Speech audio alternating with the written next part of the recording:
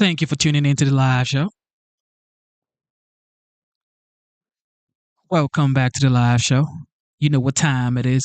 It is your boy Genesis. It is currently 2:59 p.m. And of course, today is the 20th of May 2025. How are we doing? Good afternoon. How is your day going? Welcome back to the live show. Of course, a lot is going on. Of course, a lot is going on. Vladimir Putin was definitely supposed to keep calm and keep the peace. Okay. But some experts are saying that these guys started the war. There's no way he's willing to end the war. That's what some people are saying. But the 45th and now the 47th is saying that he is going to stop the war. He had a 2-hour conversation with Vladimir Putin yesterday, and Vladimir Putin confirmed it as well. So moving forward, we're going to check what's going on in that area, as well as the Qatari family and the $400 million 747 Boeing that was gifted to the Department of Defense. But of course, the news media is saying that the Qatari family is gifting the president himself, which the Qatari family said, we're not gifting Donald Trump, okay, who happens to be the president of the United States. We're gifting the United States Department of Defense. But the media isn't going to hear all that. And also, Tom Homan, the border czar, there's been an update concerning the border and the Supreme Court. A lot is going on. A lot is going on. A lot is going on. So we're going to check all of that. And as well, we're going to see what's going on in New Orleans and the escapees from the New Orleans area and the prison out there, the jailbreak. Also, in Newark, New Jersey, the Dems, which is the Democrats, that went out there to the ICE facility and they sort of kind of got physical, like the video we saw a couple of days ago. And it's most likely that some of them may be facing federal charges after physical confrontation with ICE agents. Also, Newark's airport experiences third radio outage. A lot of people are saying this is getting ridiculous. Whew. Also, the former president, the 46th president of the United States, President Joe Biden, of course, we hope he gets well soon. He was diagnosed with prostate cancer. And yeah, hopefully he gets better. Hopefully he gets better. Hopefully he gets better. Well, Tom Homan is also saying that you cannot put your hands on an ICE agent. All right? You cannot put your hands on an ICE agent. Tom Homan is standing by his words. No hands on ICE agents. But with that being said, we're going to start with this Qatari situation and the 747 Boeing. Check this out. All right, this morning, new CNN reporting on the giant 747 President Trump wants the U.S. to accept as a gift from Qatar and then use as Air Force One. This is what the president has said on it.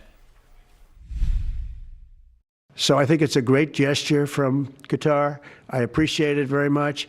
I would never be one to turn down that kind of an offer. I mean, I could be a stupid person and say, no, we don't want a free, very expensive airplane.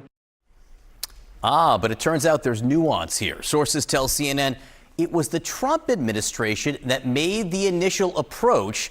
CNN's Alex Marquardt has the new reporting. President Donald Trump has talked about this potential deal for a Qatari Boeing 747 to act as Air Force One, as a gesture, a gift from the Qatari royal family, which the U.S. would receive for free, he said. But sources tell my colleagues and me that it was the Trump administration that first made the outreach to Qatar after Trump came into office, that it is, in fact, the U.S. that made this request of Doha. The administration was told by Boeing, which is making the next generation of Air Force One planes, that the 2 planes would not arrive until 2027. Trump wanted something sooner, so the Pentagon, with the White House's backing, reached out to Qatar. Boeing had given the administration a list of possible planes that could work as Air Force One in the meantime, and Qatar had one of those planes. The president's Middle East envoy, Steve Witkoff, he also helped facilitate these early meetings. The Pentagon then offered to buy the plane, and Qatar offered to sell it. Now, we're told, the lawyers are still hashing out the details, but the White House is still claiming that this is going to be a donation from Qatar, or as Trump wrote on Truth Social recently, a gift free of charge. Trump had said that a Qatari official had told him, if I can help you, let me do that. Now, publicly, Qatar has not refuted Trump, and in his visit to Doha last week, everything went smoothly. But the real story is certainly more nuanced and different from how Trump and his aides have been telling it. Even if this deal is signed, current and former officials have told CNN that it could take 2 years and hundreds of millions of dollars, several times the value of the plane, to strip it down and rebuild it with technical and security standards fit for a U.S. presidential aircraft. Remember that plane from Qatar that the Trump administration said was a gift? Sources tell CNN that it actually was the Trump administration which approached the country about a new... The question here is, what sources? Sources say that the Trump administration approached the Qatari family. Where is your source? Who told you? Sources say. Remember when they say experts say we're going into recession? What experts? What sources? Boeing 747 that could be used as Air Force One. So those sources say immediately after President Trump took office in January, the Pentagon contacted Boeing and was told they wouldn't be able to produce a new presidential jet for at least another 2 years. A senior White House official says that's when President Trump asked Middle East envoy Steve Witkoff to put together a list of viable planes. The group chat is back. What happened next is eventually, are you into this? The priorities of this administration, they came in and were like, we got to have Air Force One planes, back on the tarmac, and the ones that we had ordered in the first administration. I mean, this plane thing, honestly, is just insane. Why are we still talking about the plane thing? I know it's my fault because I read the introduction, but it feels, I did this to us, but it feels like it's not going away. And this reporting is sort of showing the path from, hey, do you think we could get a plane faster? Would be okay. Yeah. Yeah, I mean, I think that the reason we're talking about this is because corruption is such a hit that Republicans have made on Democrats for a really long time, whether it's Nancy Pelosi's stock trades or also the defenses of Trump's taking this plane. I've talked about Qatar's general influence in a lot of the Democratic policies making spaces. I believe Ilhan Omar was paid for by Qatar at some point to take a trip to the Middle East. And so they keep trotting out these arguments. But it's also the single most kind of ineffective hit against Trump. Yes. Like, I've just never seen that land a political blow. Because people believe that everyone is corrupt in D.C., and if everyone's corrupt, at least with Trump, it's out in the open. It's nakedly available for you to see. I don't really buy this argument, but I think a lot of voters do feel that because Washington is such a swamp, they've bought that argument from Trump. Why would they hit him now? Conservatives, I think, are actually uncomfortable with this. I mean, he's been taking a lot of hit from conservatives over this because it is Qatar, because Qatar has a relationship, for example, with Hamas.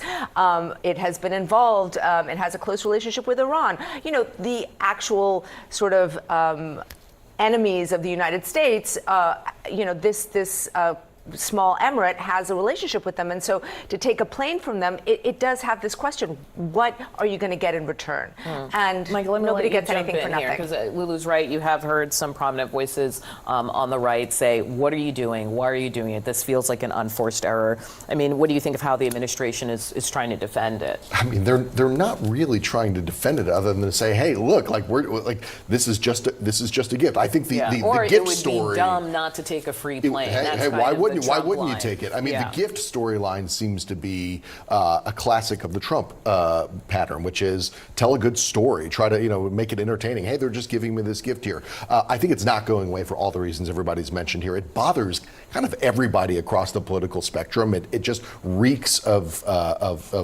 favor trading, and even if there's no favor that was offered from Qatar with this plane, Qatar. it's going to come. And I think people have an intuitive understanding that this doesn't feel right. Yeah. I do think Like, that's it's a not problem a stack for Trump. of cash, but it's like a I don't know. flying. This is true for people in D.C. Like, I am personally bothered by this, but at the same time, I don't think it's true that regular people watching this news story are just upset about this kind of corruption, because you hear stories about corruption in D.C. all the time. They kind of all blur together. Yeah. It's I hard know, to but This tell. sticks in the mind. This sticks in the mind. This is a plane. I think one of the other problems with this is about the United States and the way that it's seen in the world.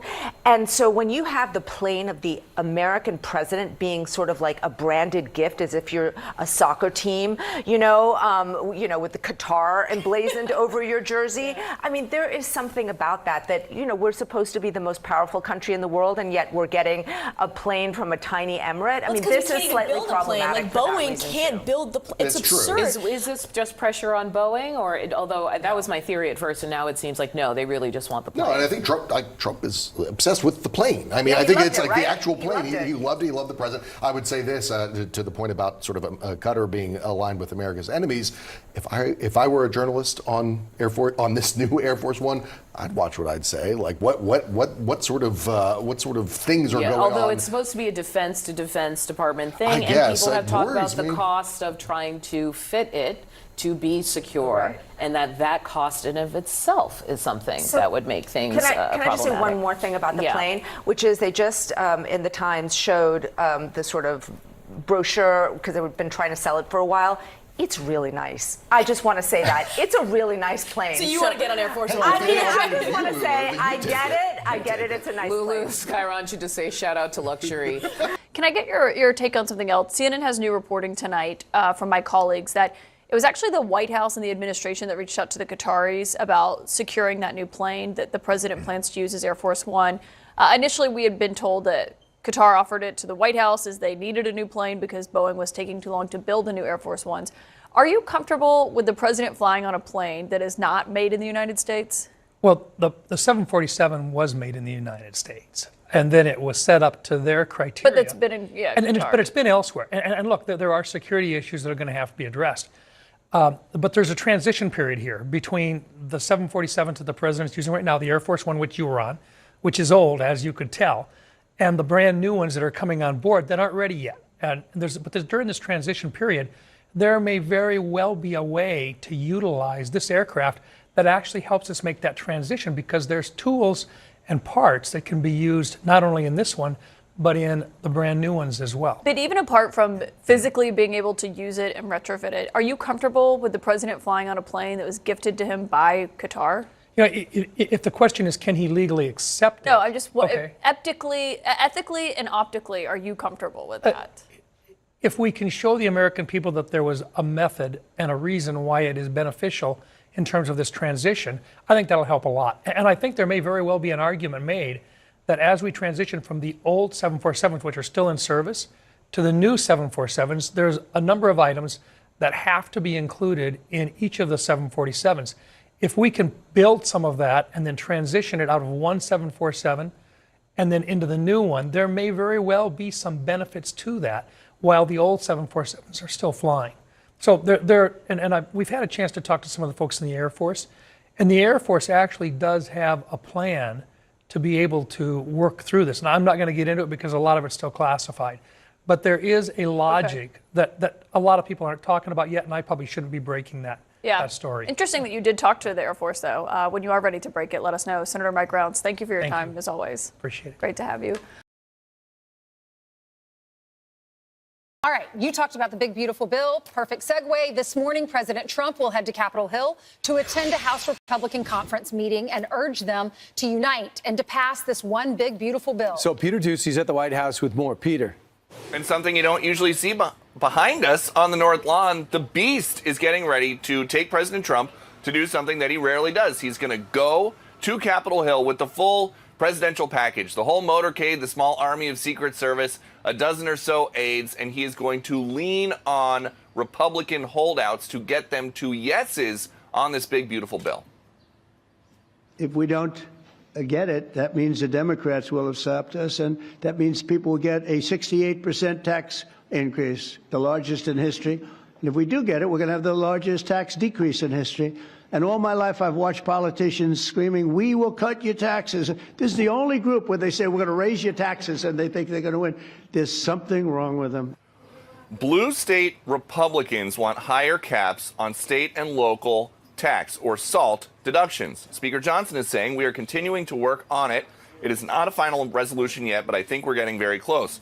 The White House is warning, meantime, that failure to pass the big, beautiful bill will be seen as a betrayal by the... Everybody's asking about the 747 Boeing from the Qatar family, which, well, the only reason they're saying all of this is because it costs, what, $400 million? But think about it. The Statue of Liberty was a gift. Most people don't even know that the Statue of Liberty in New York was a gift from France.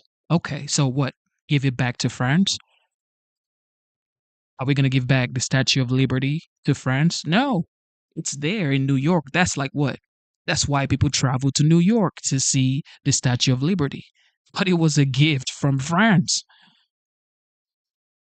Now, $400 million worth of 747 Boeing, which is replacing that to be the Air Force One, because the Air Force One right now, the current Air Force One is 42 years old. Well, does it still function? Absolutely. But a 42 years old plane, and this happens to be the President of the United States flying in a 42 years old plane, I don't know. The voting public.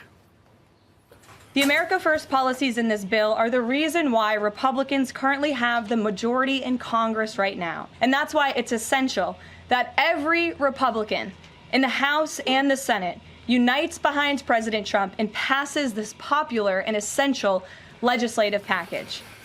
President Trump seems to just want to get it over with today. He is going to leave ahead of a 9 a.m. closed-door meeting on Capitol Hill as the clock ticks towards this deadline that Republicans set for themselves to get the big, beautiful bill passed by Monday. That only gives them 6 more days.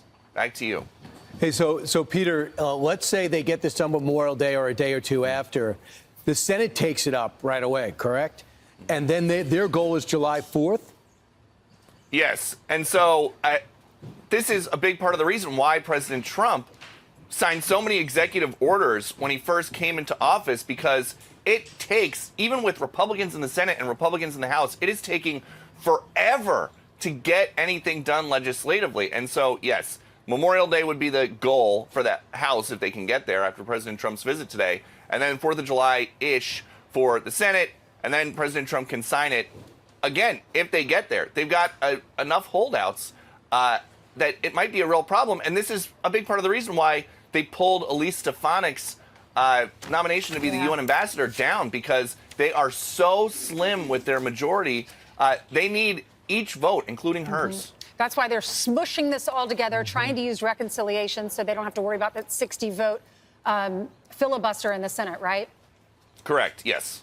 Right. Thanks, Peter. Great job. Well, I think, of course, this process is frustrating, but they're getting all of the president's promises in one bill. So we knew that it was going to be a little complicated because you got the border, you got taxes, you got everything. Tax on overtime. Exactly. So a lot of things are in here. But there's one thing that's just grinding my gears. And look, it would benefit me because I have to pay New York taxes. But I don't understand how the GOP conference, you have representatives from New York that want this SALT deduction. It's not fair to the other states. You know what their argument is? Their argument is that they pay more to the federal government. And do you know that we're, the threshold is 400,000, or you're not going to get anything off unless it's 400,000. They want to give a 40,000. They want to. The policy would lift the 10,000 cap with zero to 30,000, subjected to higher deduction for new income restrictions on taxpayers who make 400,000. So if you make 400,000 or less, you can write it off. If you don't, you're not. So that is going to allow, that was a big cut. There was a pay for in 2017. Now that's virtually gone. So what are you going to do? It's going to add to the spending. So that's what Chip Roy and others are saying, that adds to the spending. Why are we leaving so much of the new Green Deal in? So here's where the rubber hits the road. And I'm not rationalizing it, but they say in New York, you got the Wind Project. So the Wind Project is supposed to be 100,000 jobs and supposed to power for 500,000 people. Let's get rid of it because it's the new Green Deal. But a lot of Republicans in New York say, wait a second, we need that for jobs. And you have people lobbying on that. If you're an older person, no tax on Social Security. If you work in Vegas, if you work in a restaurant, no tax on overtime or on tips. It's advantageous for a lot of Americans. Real quickly, as I was talking about that, I'm against the SALT deduction. One of the counter arguments that is also being made, to your point, Brian, is that they say that those districts are competitive for Republicans. And this is one thing that they could get that could keep that a Republican seat. So I do see both sides on it. But the Medicaid is the thing. It's reform, not reduce. Reform to what its original mandate was for the children and the disabled. Obama expanded to the point where it's unaffordable and the federal government's on the hook for 95% of it. It's crazy. That's what blew up the budget. And on the left side of your screen, there he is, just entering the Capitol now. Let's see if he makes any remarks. Well, it's not a question of holdouts. We have a tremendously unified party. I don't think we've ever had a party like this. There are some people that want a couple of things that maybe I don't like or that they're not going to get. But I think we're going to have tremendous, not luck, we have tremendous talent. This man has done an incredible job as Speaker. You know, we had a majority of 1. We were 1 heart attack away from losing the House, okay? Now we have 7. That's a big, because we won some elections, as you probably noticed, and we're going to win a lot of elections. We have an economy that's roaring. We took out $5.1 billion. If you take a look, $5.1 trillion with a T, not a B. $5.1 trillion out of the Middle East. They're investing more than that. It's going to be ultimately more than that. What, 180 wide-body Boeing aircraft. They're spending money at levels that nobody's ever seen. Usually a president goes for a trip and he loses money. In other words, he gives money. We went for a trip and we took out $5.1 trillion. Nobody has ever seen anything like it. And that's just the beginning. So I think we're a very unified party. The Senate's doing great. John Thune is doing fantastically. He's a great guy. And we're going to have a bill, the one big beautiful bill. I think it's going to be, it's the biggest bill ever passed, and we got to get it done. Tremendous tax cuts for people, tremendous incentives, tremendous regulation cuts, all these regulations that are so horrible. And now you find out and find out what happened, because Biden, look, it's a very sad thing what happened, but we're going to start looking into this whole thing with who signed this legislation. Who signed legislation opening our border? I don't think he knew. I said there's nobody that can want an open border, nobody. And now I find out that it wasn't him. He auto-penned it. Who was operating the auto-pen?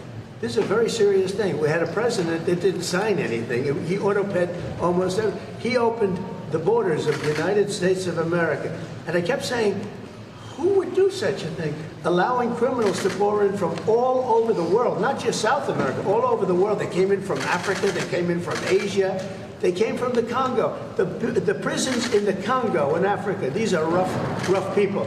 The prisons from the Congo are empty. You know where they are? They're in this country. Who would sign this? Nobody would sign it. No sane person would sign it. You know who signed it? Radical left lunatics that were running our country, and the auto-pen signed it. And they didn't want him, and they were disappointed in getting him because they wanted Bernie Sanders. And then after about 2 weeks, they said, wait a minute, this is a gift. He'll do anything. We're going to use the auto-pen. And they used the auto-pen and everything. He didn't approve this stuff because when Joe Biden was with it, he would never have approved it. You take a look. He would have never approved open borders. Go ahead, another one. Are Republicans still grandstanding in your view? Oh, yeah, sure. You have a couple that will grandstand, but I think even the grandstanders should. Look, the alternative is a 68% tax increase.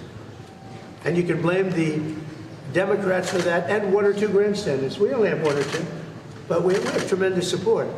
But you'll have a 68% tax increase, or you'll get a massive tax decrease. You'll get a tax cut, the likes of which we've never had before. This is bigger than any Ronald Reagan tax cut. It's even bigger than the tax cut that I gave, because as you know, that's being extended and increased.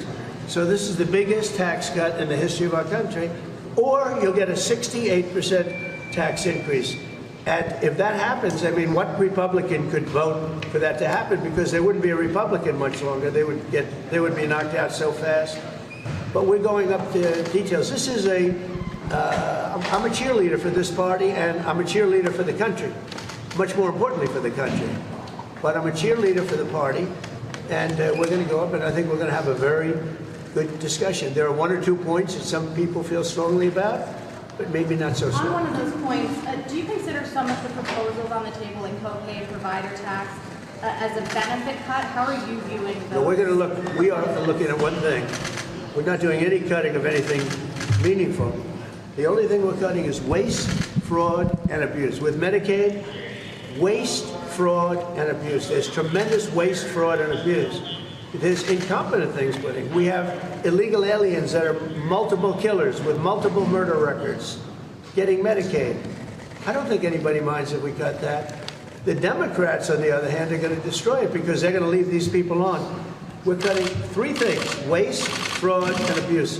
We're not changing Medicaid, and we're not changing Medicare, and we're not changing Social Security. And if I wanted to do those things, I would have done it during my 4 years that we were. Mr. President, what's your message to your fellow New Yorker Republicans who are hung up on the SALT issue? Well, SALT is a very interesting thing because the governors of New York and Illinois, you know, the big JB who's going nowhere. Probably right now he could be the worst governor in the country. But Illinois and Gavin Newsom, those are the people that want this. And they're Democrat states. They're all Democrat states. You know, Ronald Reagan tried very hard to get this passed, was unable to do it the way we have it, where basically everybody's treated equally. He tried it so hard, and he never got it done. He was always disappointed. He never got it done. We got it done. Now people want to change it. So we're going to be talking about that. But the biggest beneficiary, if we do that, are governors from New York, Illinois, and California. And those governors are the ones that blew it because they weren't able to get it. So I think we're going to be explaining that. These are all very blue states that I don't really believe. If we had honest elections, I don't actually believe. I think I would have won California. I would have won New York. I even think I would have won Illinois. I think we have to, you know, we're going to start this after. I was talking to Mike, and again, I'm his biggest fan. I love this guy. He's the only guy who could have walked in with a one. Think of it. You can't be a guy like me and have a one majority. You have to be a guy like him, a nice person. He's very religious. He prays. He's a man of God. And so am I, but he's really to a new level, I will tell you. He is a great guy. They love him in Louisiana, and they love him that's the only kind of guy. Somebody said, oh, well, we want somebody that, if you put a certain personality in there, you would have never, look at what he got passed, what he's gotten passed. And just so you understand, he's getting this passed too. And I don't think there's anybody I could give you guys that is so tough you guys would run if you ever looked at him.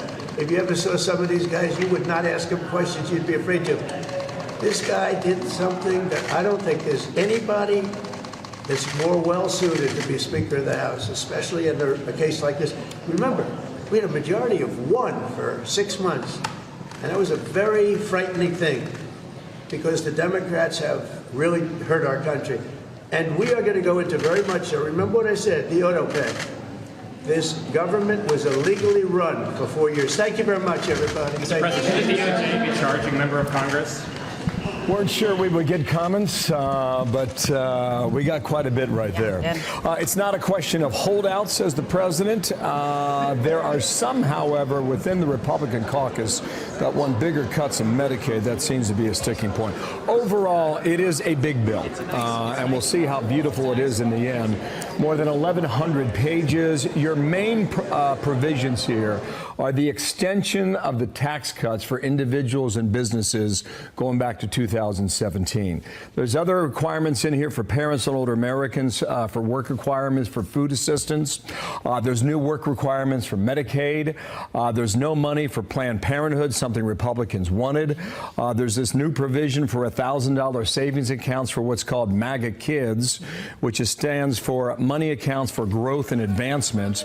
There's funding for a mass deportation operation, which is a big deal, and I don't think a lot of people have really dived into this enough just yet. They want to hire 10,000 new ICE agents. They want to finish the border wall. All that money is appropriated in the bill that they're trying to negotiate and pass right now. And they want a lot of spending cuts, and that is why we are here at this moment, because Speaker Johnson can only lose 3 Republicans, and right now he does not have the votes. There are 3 holdouts, and the president is hoping to change their minds this morning. He's headed over to a closed-door conference right now. Just some color from inside the room as those Republicans are waiting for his arrival.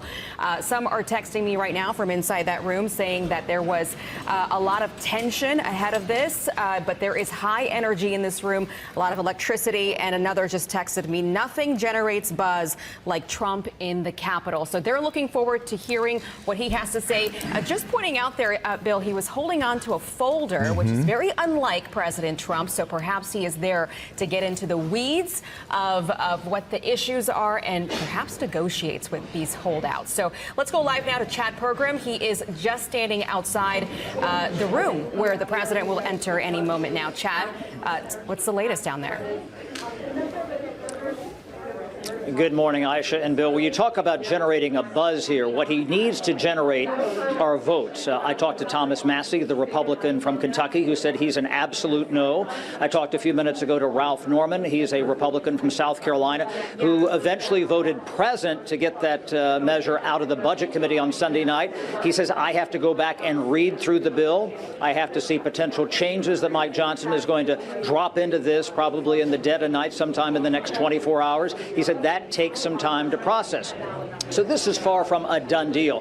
This is probably the highest stakes poker that President Trump has played on domestic policy during his second term, because he has to get this bill through. He talks about the art of the deal. He needs to get the votes. And as I always say, it's about the math. If they were to put this bill on the floor right now, it would not pass. Now, keep in mind, we might get a few comments here from the president as he walks by, being escorted by Bill McFarland, the Sergeant at Arms. Let's listen for a second. We have a very, very united party. This man has done a fantastic job, and so have you, Lisa. But this man has done a fantastic job. He's a real unifier. I don't think anybody else could have done it. We had, I just said to your cohorts downstairs, we had a majority of 1 for a period of 5 months. And he kept it together, and we actually passed things. And nobody else could have done it. He's done a fantastic job as Speaker. We have a very, very unified party. Remember, we had 1, and now we have 7. We won elections. We won elections. And we're going to win a lot of elections. The economy is good. I just had my highest poll numbers ever. And we had a big trip to the Middle East. We took in $5.1 trillion. We brought it back to our country. 180 Boeing aircraft are being built now because of that trip, and many other things. That's the least of it. The economy is doing great. The stock market's higher now than when I came to office, and we've taken in hundreds of billions of dollars in tariff money, and we've had no inflation. You know, they kept saying inflation. There's no inflation. Groceries are down. Gasoline is way down. Way down. Everything is down. All energy costs are down. I'll tell you, to me, maybe the most respected thing, you saw the way they respected me between Qatar and Saudi Arabia and UAE, probably the richest, certainly the richest of their type nation, great places, unbelievable amounts of money. They respect our country again. They were going to go to China. China was going to take over those countries 100%. They were dealing with China because they weren't treated right by the last administration. And they have tremendous economic power. They have more money than anybody. We probably have more money, but we have other things. They are very, very cash rich, to put it mildly. And they're spending 5.1 trillion. Probably it's going to be 7 trillion by the time we stop. And somebody said every other president goes and leaves and spends money, gives other countries money. I'm the only one that goes and takes money back. You know, when you think of it, I said, that's an interesting statement. I never thought of it that way. But we have this is really just a pep talk. We have a very unified House and we have a very unified Senate. And Mike is doing a phenomenal job as Speaker. He's going to be there a long time. And we have a man in the Senate, our leader, Thune. Mr. Thune is doing a great job. I've gotten to like him a lot, and he's doing a fantastic job. Between the two guys, very different personalities, actually, in certain ways, but they are doing a fantastic job. I don't think the Republican Party has ever been so unified. It's become a much bigger party. You know, we're winning the labor vote. We're winning. We won the Teamsters. We won votes that nobody. Look how well we did with the automakers. And by the way, the president of the automakers is now my biggest fan. He said, he did tariffs. Do you know how many auto plants are being built now in this country because of the tariffs? 3 just announced yesterday that they're building. There is a revolution going on, a positive one, in our country, and I love it, and we're doing really well. And will the negotiations to stop, Mr. President? Do you want the negotiations to be over now? Which negotiation? Over this bill. Oh yeah, well it's going to be. We're going to be putting it in soon, and I think we're going to have great support. Are you going to we're going to make a couple of tweaks. I mean, we don't want to benefit Democrat governors, although I would do that if it made it better, but they don't know what they're doing. So you want we don't want to do any damage to a state. We want to help all the states, but we have governors that are from the Democrat Party. Let's say New York, Illinois, big ones, and let's say Gavin Newsom, who's done a horrible job in California. You know, we want to benefit we want to benefit Republicans because they are the ones that are going to make America great again. The Democrats are destroying our country, and you see that with the past administration, with an open borders policy that allowed 21 million people into our country, and many of those people are stone-cold murderers, killers, and trouble. Yeah. What are you planning to tell the fiscal hawks who want to delay this? What are you planning to tell the fiscal hawks who want to delay this? I'm a fiscal hawk. They don't think this cuts enough spending. I'm a bigger fiscal hawk. There's nobody like me as a fiscal hawk. Thomas Massie said this adds more deficit than Biden did, and this bill kind of... Because we have to fix the country. Do you think that Thomas Massie is correct in saying that this is adding Biden level? No, I don't think Thomas Massie understands government. I think he's a grandstander, frankly. He'll probably vote. We don't even talk to him much. I think he should be voted out of office. And I just don't think he understands government. If you ask him a couple of questions, he never gives you an answer. He just says, I'm a no. He thinks he's going to get publicity. And you have that. You have that. They've got some too. Go ahead. Mr. President, on Medicaid, do you want work requirements phased in next year? Do you think Here's what I want on Medicaid. We're not touching anything. All I want is one thing. 3 words. We don't want any waste, fraud, or abuse. Very simple. Waste, fraud, abuse. Other than that, we're leaving it. Medicare, we're leaving it. All we're after, and this is for the good of it, is a lot of waste, fraud, and abuse. That's all we're doing. We're not touching it. The Democrats are going to destroy it. Thank you very much. Mr. President, do you think you'll be able to convince Chip Roy and Ralph Norman to vote for this bill? What's your message to them? We're not getting Medicaid. There are conservatives in this room who want to go further. Waste, fraud, and abuse. That's all the cuts we do. There you have it. The 45th, now the 47th is only concerned about waste, fraud, and abuse. All right. The youngest press secretary, Caroline Leavitt, had a press conference today. Here we go.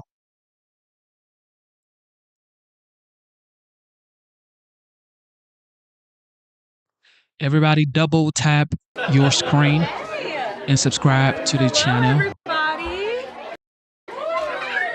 Hi, everybody. Hi, guys. Good afternoon, everyone. It is such a pleasure to see so many beautiful faces in this room and so many future leaders. Hi, Eloise. You look so cute back there. I'm so excited to host this briefing today in honor of National Bring Your Kids to Work Day, and it's great to see so many future leaders here. Welcome to the James S. Brady Briefing Room. My name is Caroline Leavitt, and I am the White House Press Secretary for President Donald J. Trump. He is the 45th and now the 47th President of the United States. My job at the White House is to communicate the president's message to the American people and to answer questions from journalists who work in this building every day, many of whom are your moms and your dads. Now, they ask me some pretty good questions, but I'm sure you will all have excellent questions to ask me yourselves.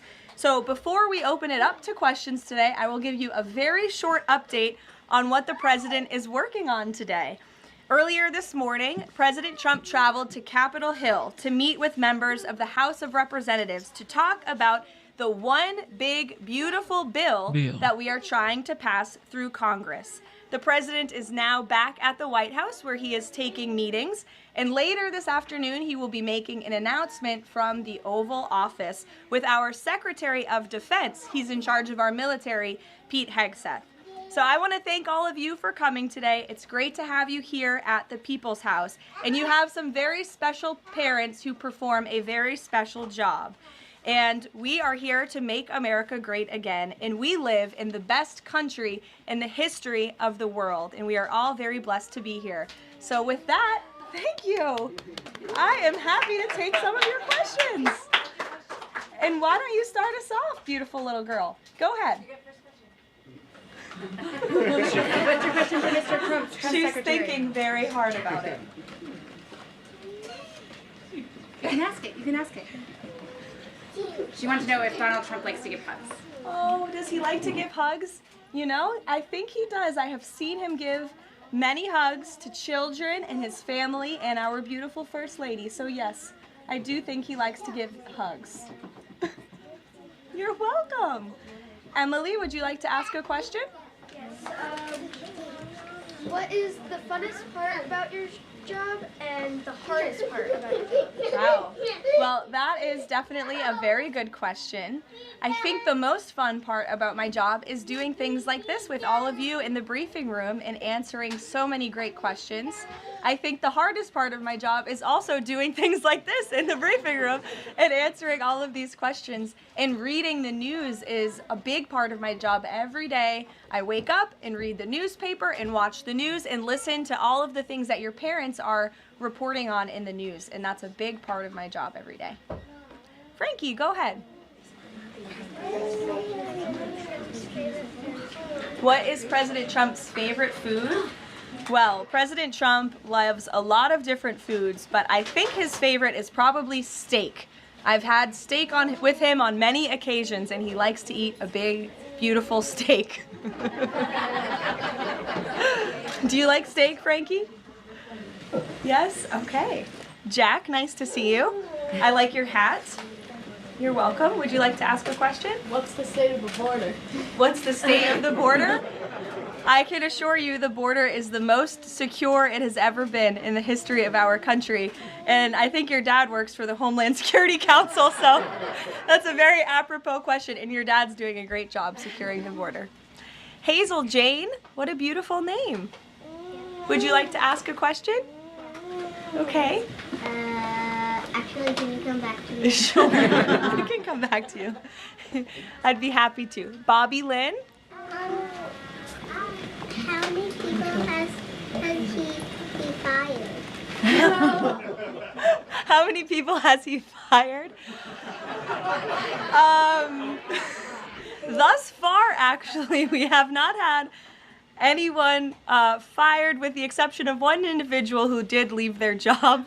But we have a great team here so far. So good. Thank you for the question. Yes, little man. Is that your mommy? Your mommy is a great journalist. What's your question?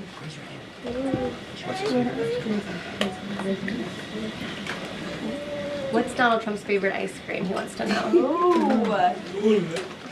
I have seen the president eat ice cream sundaes before with chocolate sauce and some toppings too. Raise your hand if you like ice cream sundaes. It's a very popular policy position to have. Yes, very good. Dario, would you like to go? What is the president? If the president had a superpower, what would it be? Wow. If the president could have a superpower, what would it be? That is a very good question. I think if he had a superpower, it would be to just snap his fingers and solve all of our country's problems just like that, because he likes to get things done very quickly, but sometimes it takes a little bit longer. Like today, he had to go to Capitol Hill to convince people to vote for his one big beautiful bill. I bet if he had a superpower, he would snap his fingers and get it passed immediately, but life doesn't work that way, unfortunately. Go ahead, buddy. What is Donald Trump's favorite soccer player? Favorite soccer player? You know, I don't know the answer to that. It's a very good question. I will check in with the president and get back to you. How's that sound? But I know he likes soccer and he likes all sports. Go ahead. Does Trump leave the country like each week? Does he leave the country each week? No, he doesn't. We left the country last week and we went on a long trip to the Middle East. Very far away, but we have some plans to leave the country later this year, but most weeks he's right here at the White House working very hard. Nora, go ahead. Which is Donald Trump's favorite president besides himself? It's a good question, because it would be probably himself. No, I think that perhaps he would say George Washington. I know he speaks very highly of George Washington, who was, of course, the first president of our great country, and he has his big, beautiful portrait hanging in the Oval Office above the fireplace. Good question. Go ahead. You look very professional and beautiful. Thank you so much. You're welcome. What's it like, for you, I have a question for you. What is it like balancing a baby and your job as the press secretary as your age? Sure. It's a very good question, and my baby is here with my mother. As you can see, he does not know what's going on. But it is a challenge every day, but it's also a blessing to have this opportunity and to be a mom. So you have to learn to prioritize your time and lean on your support system, which is my mother and my husband and my family and friends. And you can do it. You just have to work very hard. Yes. Hi, my name is Marceli Victoria. My mom is Sariana Veras. Oh, nice to meet you. My question is, as press secretary, as the youngest press secretary, what advice would you give to young girls like me who want to achieve their dreams? It's a great question, and you're so beautiful. My best advice would be to work as hard as you possibly can and just pursue every opportunity that opens up and is given to you, and just work as hard as you can. Thank you so much. You're welcome. Behind you. Yeah.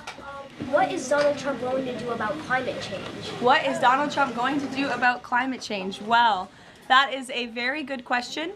The president cares very much about our environment. He says all the time he wants to have the cleanest air, the cleanest water, the cleanest environment for the world. He also cares very much about our energy independence and ensuring that we can keep the lights on in our homes at a very cheap rate. So we want to make energy here in the United States because we do it cleaner and better than everyone. So I think that's how the president would answer that question. You're welcome. Go ahead.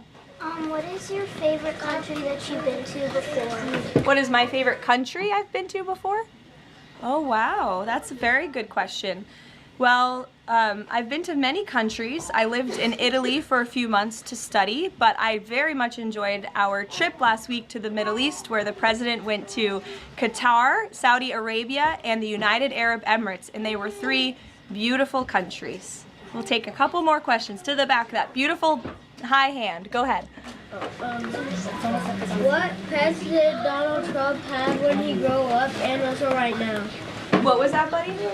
What pets did Donald Trump have when he grew up and also right now?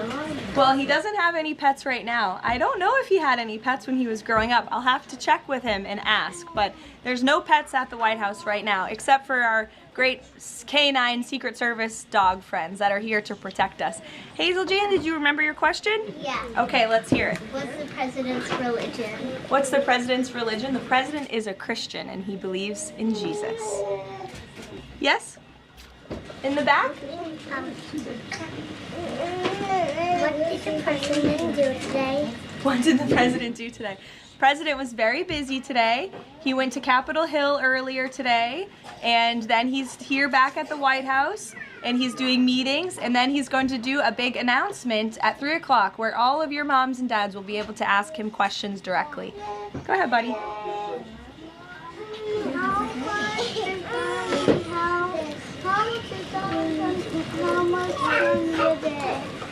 was that, buddy?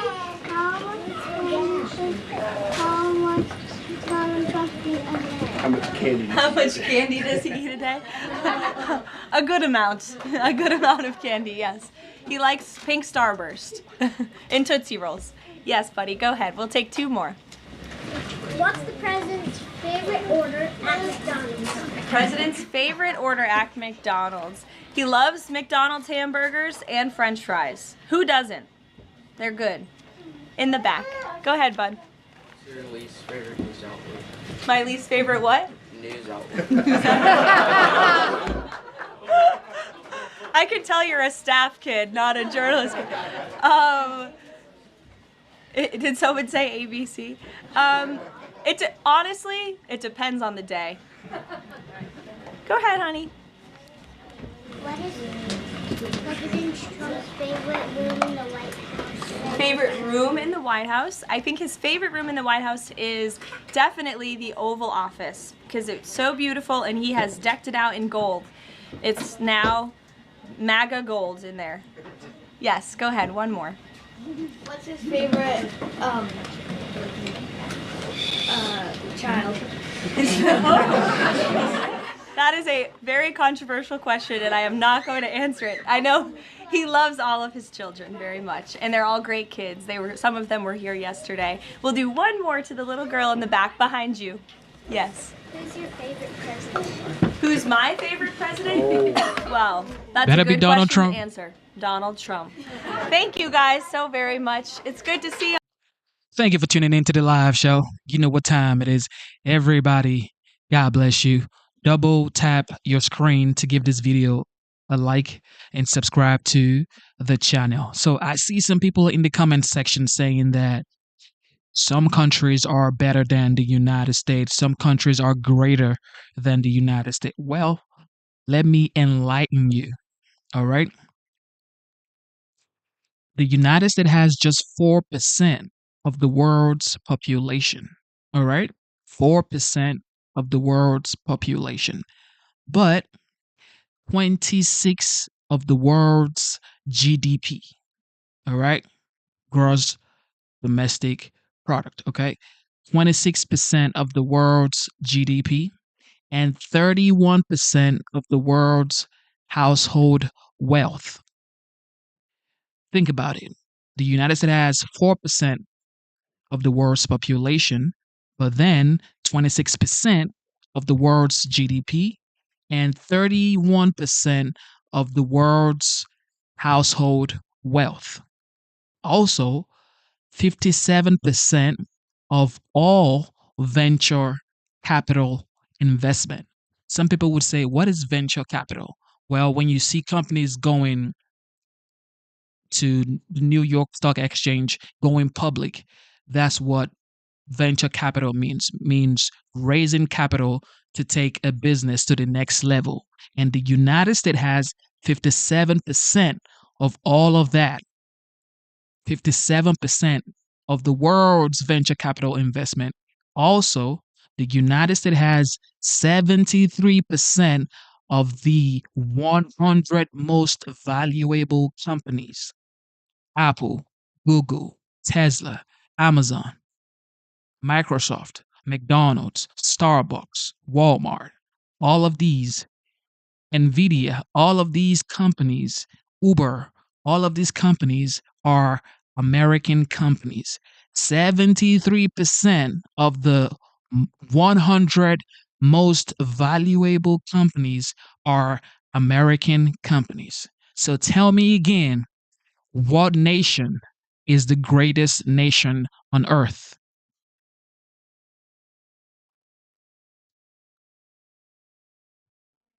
Tom Holman, ladies and gentlemen. So today on Capitol Hill, House lawmakers are set to examine threats to ICE operations. It comes as a Democratic Congresswoman faces federal charges. She's accused of assaulting a police officer during the storming of that New Jersey ICE facility earlier this month. Border Czar Tom Homan joins us right now. So, Tom, I said initially this was the right call. I'm glad they conducted the investigation. They didn't overcharge, but they didn't undercharge as well. What's your reaction? Well, I said from day one, you cross that line, we're going to ask for prosecution. You cannot support ICE. You know, shame on you. You can push back against President Trump's immigration agenda. Whatever. You can protest, but you cannot cross that line. You can't knowingly impede a law enforcement officer, ICE officer. It's a crime. You can't knowingly conceal and harbor an illegal alien from ICE. You cannot, commit criminal trespass at our facilities and endanger our employees. And you certainly can't put hands on an ICE agent. So, she's going to have to pay the consequences for doing what she did. She broke the law, and we're going to hold her accountable. Tom, doesn't this send a message, though, to also the activists as well? If she wanted to conduct oversight, she could have scheduled an appointment, arrived there, and they would have gladly showed her the facility, just like they did for our own Rachel Campos Duffy. But she showed up with a mob, and they assaulted the cops. Exactly. This is politics. This is politics over public safety, politics over common sense. I mean, that facility is one of the finest facilities in this nation. And when ICE will give a review to any congressperson or any news station wants to come in a facility, come on and look. We have the highest detention standards in the industry. That facility puts to shame any other facility in the state of New Jersey, any state or local facility. This facility puts it in shame because of the detention standards are so high. Anybody that looks at any of our facilities will say, well, that was a waste of time because these detention facilities are actually really well built, really well maintained. Detention standards are highest in the industry. So come on and look at it. But you can't break into the facility. You can't force your way into the facility. And again, you can't put hands on an ICE employee. We're not going to tolerate it. Tom, let's talk about these self-deportation flights. I think the first one arrived yesterday. You guys are going to pay folks $1,000 if they choose to self-deport. I was actually skeptical if this was going to work, but it looks like folks are already taking these flights. How did you convince them to self-deport? Because if they don't, they're going to face serious consequences. What we started doing, we're enforcing two laws that we haven't enforced in a long time. Number one, failing to register. If you don't fail to register after 90 days of being there, we're going to prosecute you criminally. Then we're going to deport you.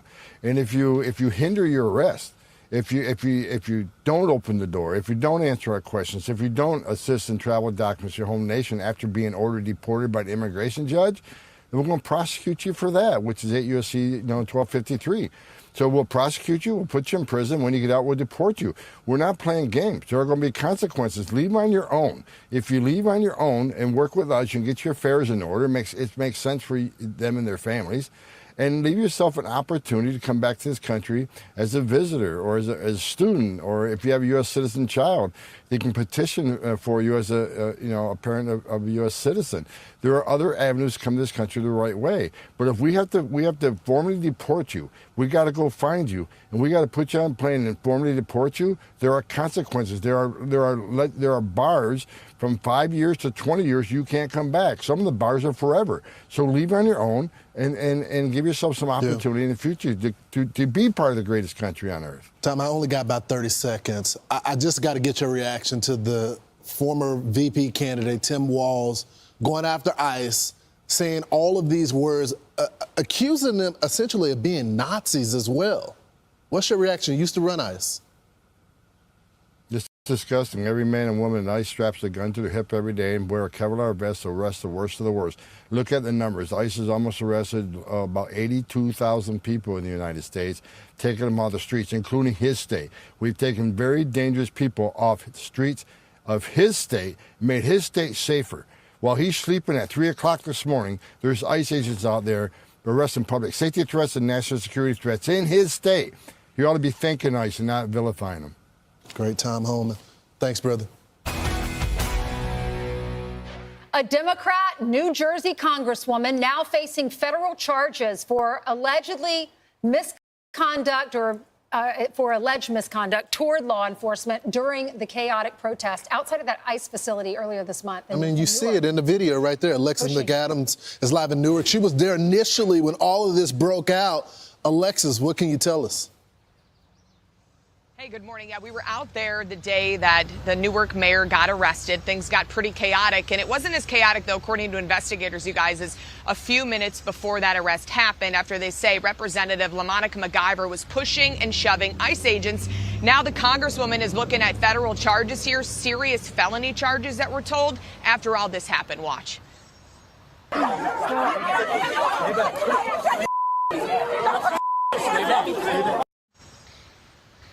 Okay, so that's LaMonica McIver right there. You can see her on your screen for people watching at home saying, who is this lady? She's right there. She's shoving and elbowing an ICE agent, according to prosecutors. The video released by DHS is just one of many pieces of evidence, I'm told, that interim U.S. Attorney Alita Habba tells Fox led to several felony charges of assaulting, impeding, or interfering with law enforcement.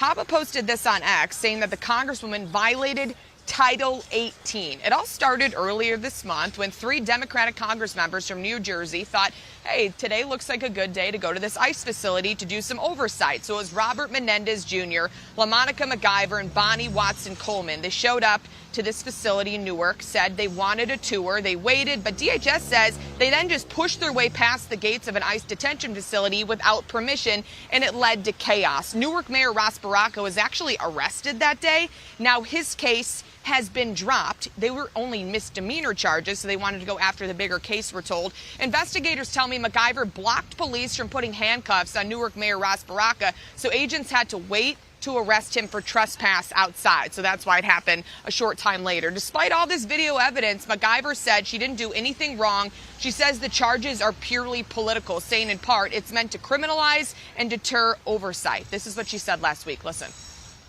We were simply there to do our job, therefore oversight visit, and what you're watching in the video, and we don't have all of the body cam, and we hope that all of the body cam is released. It was very difficult to watch that happen, but absolutely, I did not body slam anyone. And I actually talked to the Congress members out there that day, and she mentioned that Monica McIver, mentioned that she felt like she was the one who was under attack by federal agents. But that's not what the body camera video shows, according to DHS. Representative Hakeem Jeffries and other leaders of the Democratic Party aren't too happy about this. We're being told that McIver's got to turn herself in at some point today. So we got an eye in the courthouse, and we've got crews around Newark to see when and if she shows up. So I'll keep you posted. So Alexis, didn't you also report that one of her big offenses was blocking the mayor from being cuffed? Yeah.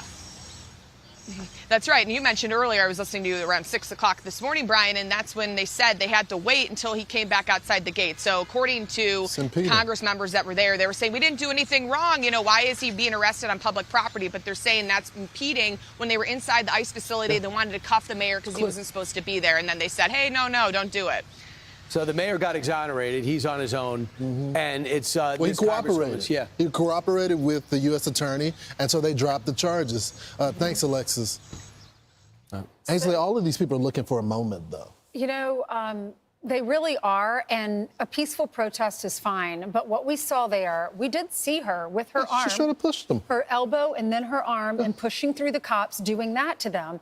The same thing would happen to any one of us. It's not political. If you're pushing a cop, then you're going to get arrested or you're going to have charges. There's going to be some sort of a punishment. These guys put on their vests and their badges, like Tom Homan said earlier. They risk their lives to keep our community safe, and you can't treat them that way. Here's Tom Homan. From day one, you cross that line, we're going to ask for prosecution. You cannot support ICE. You know, shame on you. You can push back against President Trump's immigration agenda. Whatever, you can protest, but you cannot cross that line. You can't knowingly impede a law enforcement officer, ICE officer. It's a crime. You can't knowingly conceal and harbor an illegal alien from ICE. You cannot, commit criminal trespass at our facilities and endanger our employees. And you certainly can't put hands on an ICE agent. So, she's going to have to pay the consequences for doing what she did. She broke the law, and we're going to hold her accountable. This is politics over public safety, politics over common sense.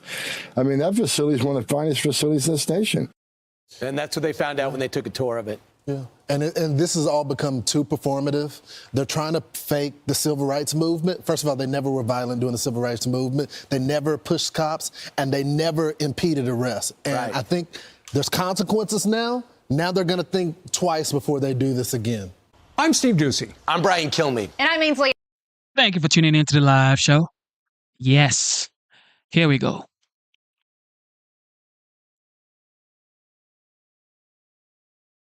On a very busy news day, I'm Harris Faulkner here with my co-hosts Emily Campagno and Kaylee McEnany. Also joining us today, Riley Gaines is here, Outkick contributor and host of Gaines for Girls on Outkick.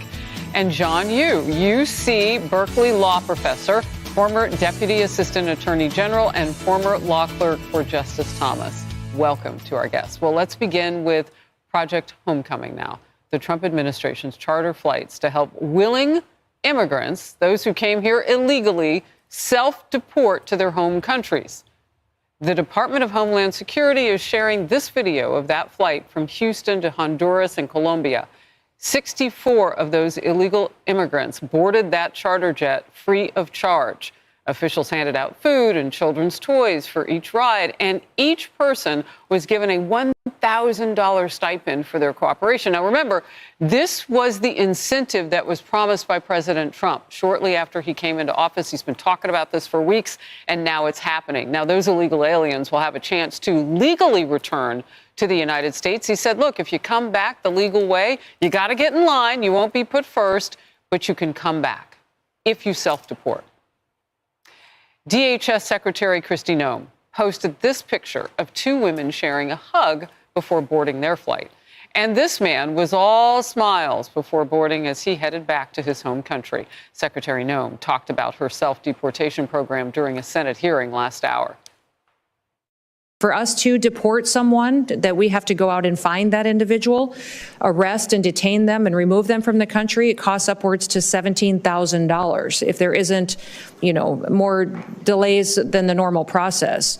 That's why we're encouraging people to self-deport. If you are here illegally, we recognize that you may have been here for a period of time, but if you want to leave and have the chance to come back someday, leave on your own. We will facilitate that. We'll buy you a plane ticket. When you land, we will give you $1,000 that you can get started with and provide for your family. That cost of self-deportation is $4,500. So much, much more cheaper for the American taxpayer in how we make sure that we really are following our laws and that the people here in this country, the American citizens, are treated with the respect that they're due by coming here through the legal process and being a part of our future. And I want to make it clear, our screen right now says migrants. They are illegal immigrants who were in this country, and they have begun to self-deport. John, what's your thought on this legally? Harris, I totally see the symbolism of this, but I don't think using carrots rather than sticks is a way to enforce our laws when they're broken. Now, just the back of the envelope calculations, it would take 155,000 flights to fly all of the tens of millions of people that President Biden let in illegally. But they're not all going to leave that way. No, I expect not. If it's Newark Airport, it could be 250,000. Oh, my goodness. These days. Touché. We're talking $10 billion in payments. But the main point is our criminal laws and our laws create a deterrent. And I think that's where President Trump has been successful. We are deterring people from coming here. If you get in here illegally, we shouldn't be rewarding them. And think about if we applied this to my hometown in San Francisco. People are stealing things at rampant rates. Are we going to pay them to stop stealing? Are we going to pay people to stop committing murder? No, the point of the criminal law is to deter people from causing harm to society in the future. So I think paying people $1,000 for getting into the country illegally is going to have a perverse effect. What do you think about that, Kaylee? I've said before that I think there's an important symbol here, and it's broader than just, enforcing immigration law. It's President Trump's compassionate way of saying, you sign up, you do this the right way, and I will give you a second chance. And he has articulated that. We talked about it on the show on Fox Noticias, the portion where he was asked by a Mexican-American who'd been here, an illegal immigrant, been here 20 years with a family. And Trump said, I don't want to do harm to this guy. do things the right way and come back. So I think that symbol is a very important one. It's a compassionate way to do things. And I think what President Trump was doing today on your program, throughout the hour, throughout the day, really, when he has stepped up to the microphone, he's driven a consistent message. And it's about the auto pen. And he's talked about who would take that pen and sign this away, sign away our border security. Who would take that pen and do that?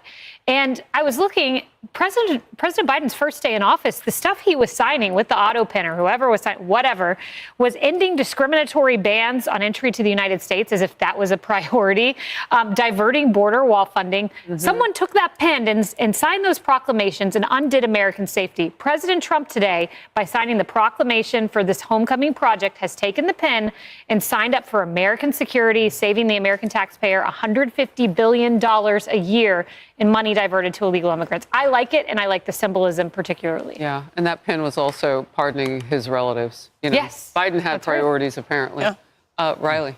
Yeah, well, I think it's humane and transparent, which I believe the transparency key is important. It's what the American people voted for. It's strategic enforcement. You have to wonder how many people have entered into this country illegally under Joe Biden or even prior to that who want to go home. Thank you for tuning in to the live show. All right, so the OG, the 45th, now the 47th, just posted on Truth Social saying that Joe Biden was not for open borders. He never talked about open borders where criminals of all kinds, shapes, and sizes can flow into our country at will. It wasn't his idea to open the border and almost destroy our country and cost us hundreds of billions of dollars to get criminals out of our country and go through the process we are going through now.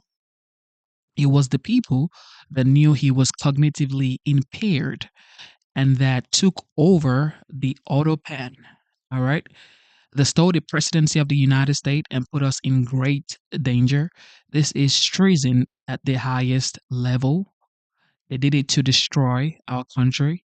The Joe Biden that everybody knew would never allow drug dealers, gang members, and the mentally insane to come into our country, totally unchecked and unvetted. All right? All anyone has to do is look up his record. Something very severe should happen to these treasonous thugs that wanted to destroy our country. But couldn't because I came along. Make America great again. That's a message from the 45th, now the 47th. But can't necessarily afford it. So I see it as a win-win. Of course, this is in the end of the game here. It's fewer tax dollars spent on deportation. And we're ridding the country of these migrants. It's not likely that the gang members are going to be leaving voluntarily, but it gives them the possibility of legal U.S. entry as well, which is important. And it debunks the narrative, too, that Trump is anti-immigration. This is not true. Right. Again, I'm married to an immigrant. My husband came over to the U.S. from England a few years ago for college.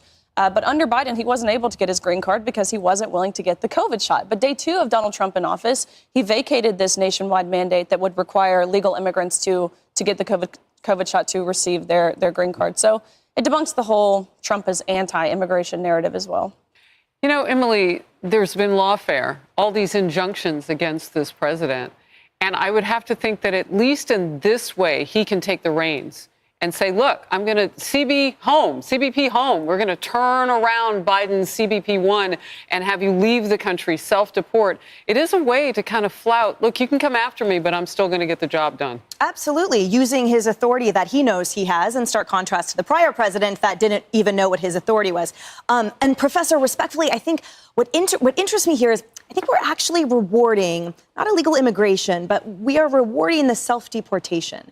And I note that it sort of appears to be 3 doors, a choose-your-own-adventure, essentially, for the illegal immigrant. And tragically, the compassionate cruelty under the prior administration, their option was sexual assault, rapes, theft, beatings, horrid, deplorable conditions that were paid for by the taxpayers in the United States, but yet they were truly in like squalor for the entire time. And that was their option under the cartels, under pain of death or violence for their families if they didn't take them up on it. But if they stay here, what I love is that the president has painted what that portrait looks like. You persuaded me. I'm wrong.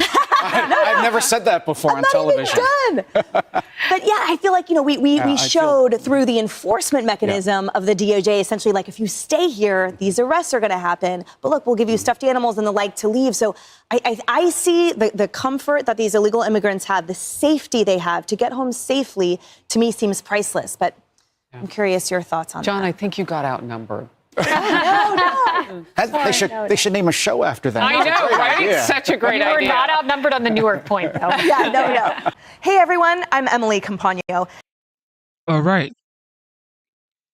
Okay. Here we go. A lot is going on. The big, beautiful bill just got even more complicated because the OG, President Trump, just added more to it. He's now saying that the Republicans should add bandwidth, which is And the ability on the left to side be of your able screen, to there he grant is, just internet entering the Capitol now. Let's to see if he makes any remarks. the rest of the world. We have a tremendously And he just put out on Truth Social We've today. had a party like this. There are some people that want a couple of things that maybe I don't like or that they're not going to get. But I think we're going to have tremendous, not luck, we have tremendous talent. This man has done an incredible job as Speaker. We had a majority of 1. We were 1 heart attack away from losing the House, okay? Now we have 7. That's a big, because we won some elections, as you probably noticed, and we're going to win a lot of elections. We have an economy that's roaring. We took out $5.1 billion. If you take a look, $5.1 trillion with a T, not a B. $5.1 trillion out of the Middle East. They're investing more than that. It's going to be ultimately more than that. What, 180 wide-body Boeing aircraft. They're spending money at levels that nobody's ever seen. Usually a president goes for a trip and he loses money. In other words, he gives money. We went for a trip and we took out $5.1 trillion. Nobody has ever seen anything like it, and that's just the beginning. So I think we're a very unified party. The Senate's doing great. John Thune is doing fantastically. He's a great guy, and we're going to have a bill, the one big beautiful bill. I think it's the biggest bill ever passed, and we got to get it done. Tremendous tax cuts for people, tremendous incentives, tremendous regulation cuts. All these regulations that are so horrible. And now you find out what happened, because Biden, look, it's a very sad thing what happened, but we're going to start looking into this whole thing with who signed this legislation. Who signed legislation opening our border? I don't think he knew. I said there's nobody that can want an open border, nobody. And now I find out that it wasn't him. He auto-penned it. Who was operating the auto-pen? This is a very serious thing. We had a president that didn't sign anything. He auto-penned almost everything. He opened the borders of the United States of America. And I kept saying, who would do such a thing? Allowing criminals to pour in from all over the world, not just South America, all over the world. They came in from Africa, they came in from Asia, they came from the Congo. The prisons in the Congo in Africa, these are rough people. The prisons from the Congo are empty. You know where they are? They're in this country. Who would sign this? Nobody would sign it. No sane person would sign it. You know who signed it? Radical left lunatics that were running our country, and the auto-pen signed it. And they didn't want him, and they were disappointed in getting him because they wanted Bernie Sanders. And then after about 2 weeks, they said, wait a minute, this is a gift. He'll do anything. We're going to use the auto-pen. And they used the auto-pen and everything. He didn't approve this stuff because when Joe Biden was with it, he would never have approved it. You take a look. He would have never approved open borders. Go ahead, another one. Are Republicans still grandstanding in your view? Oh, yeah, sure. You have a couple that will grandstand, but I think even the grandstanders should. Look, the alternative is a 68% tax increase. And you can blame the Democrats for that and 1 or 2 grandstanders. We only have 1 or 2, but we have tremendous support. But you'll have a 68% tax increase, or you'll get a massive tax decrease. You'll get a tax cut, the likes of which we've never had before. This is bigger than any Ronald Reagan tax cut. It's even bigger than the tax cut that I gave, because as you know, that's being extended and increased. So this is the biggest tax cut in the history of our country. Or you'll get a 68% tax increase. And if that happens, I mean, what Republican could vote for that to happen? Because there wouldn't be a Republican much longer. They would be knocked out so fast. But we're going up to details. This is I'm a cheerleader for this party, and I'm a cheerleader for the country. Much more importantly for the country. But I'm a cheerleader for the party, and we're going to go up, and I think we're going to have a very good discussion. There are one or two points that some people feel strongly about, but maybe not so strong. On one of those points, do you consider some of the proposals on the table in copay and provider tax as a benefit cut? How are you viewing those? No, we are looking at one thing. We're not doing any cutting of anything meaningful. The only thing we're cutting is waste, fraud, and abuse. With Medicaid, waste, fraud, and abuse. There's tremendous waste, fraud, and abuse. There's incompetent things with it. We have illegal aliens that are multiple killers with multiple murder records getting Medicaid. I don't think anybody minds if we cut that. The Democrats, on the other hand, are going to destroy it because they're going to leave these people on. We're cutting three things: waste, fraud, and abuse. We're not changing Medicaid, and we're not changing Medicare, and we're not changing Social Security. And if I wanted to do those things, I would have done it during my 4 years that we were. Mr. President, what's your message to your fellow New Yorker Republicans who are hung up on the SALT issue? Well, SALT is a very interesting thing because the governors of New York and Illinois, you know, the big JB who's going nowhere. Probably right now he could be the worst governor in the country. But Illinois and Gavin Newsom, those are the people that want this. And they're Democrat states. They're all Democrat states. You know, Ronald Reagan tried very hard to get this passed, was unable to do it the way we have it, where basically everybody's treated equally. He tried it so hard, and he never got it done. He was always disappointed. He never got it done. We got it done. Now people want to change it. So we're going to be talking about that. But the biggest beneficiary, if we do that, are governors from New York, Illinois, and California. And those governors are the ones that blew it because they weren't able to get it. So I think we're going to be explaining that. These are all very blue states that I don't really believe. If we had honest elections, I don't actually believe. I think I would have won California. I would have won New York. I even think I would have won Illinois. I think we have to, you know, we're going to start this after. I was talking to Mike, and again, I'm his biggest fan. I love this guy. He's the only guy who could have walked in with a one. Think of it. You can't be a guy like me and have a one majority. You have to be a guy like him, a nice person. He's very religious. He prays. He's a man of God. And so am I, but he's really to a new level, I will tell you. He is a great guy. They love him in Louisiana, and they love him that's the only kind of guy. Somebody said, oh, well, we want somebody that, if you put a certain personality in there, you would have never, look at what he got passed, what he's gotten passed. And just so you understand, he's getting this passed too. And I don't think there's anybody I could give you guys that is so tough, you guys would run if you ever looked at him. If you ever saw some of these guys, you would not ask him questions you'd be afraid to. This guy did something that I don't think there's anybody that's more well-suited to be Speaker of the House, especially in a case like this. Remember, we had a majority of one for 6 months, and that was a very frightening thing because the Democrats have really hurt our country. And we are going to go into very much, remember what I said, the auto pay. This government was illegally run for 4 years. Thank you very much, everybody. I'm Steve Ducey. I'm Brad.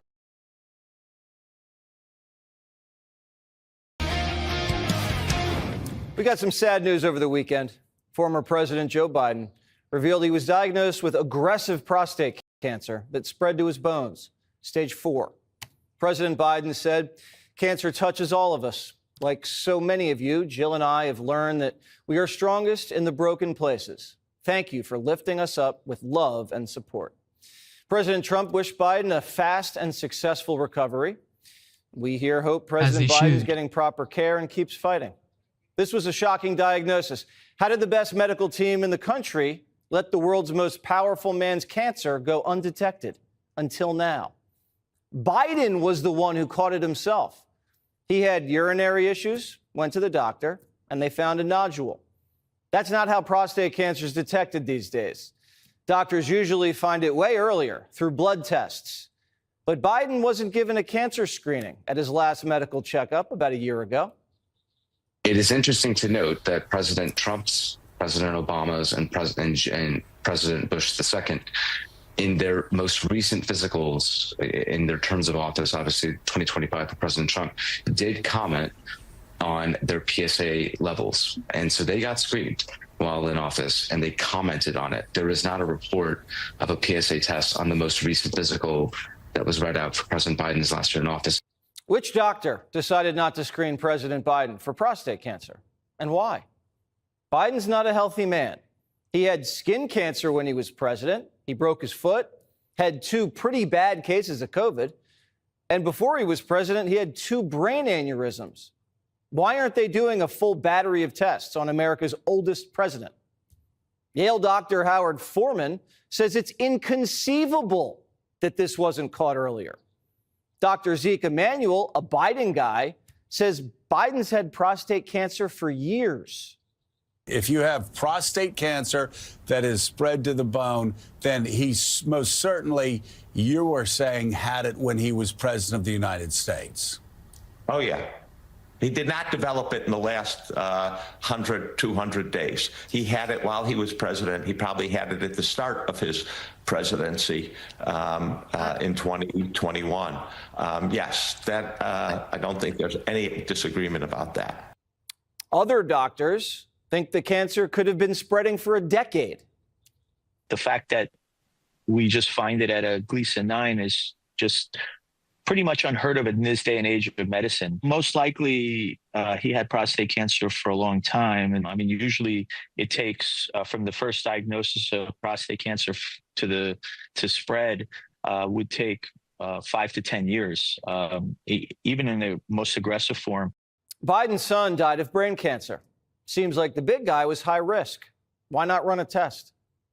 We know they never ran a cognitive test, and now they don't run a test for cancer. Biden had more COVID tests than cancer tests. Gutfeld speculated Biden's people may have been motivated by power. Joe's dysfunction may have been caused not by disability, but by debility, meaning he was worn down on purpose, deliberately kept feeble and weak, which made him pliable, like a POW, except the W stands for White House. Joe's dysfunction was not prevented when it could have been because it kept him easily managed. It's fair to speculate that Biden's doctors aren't telling the truth.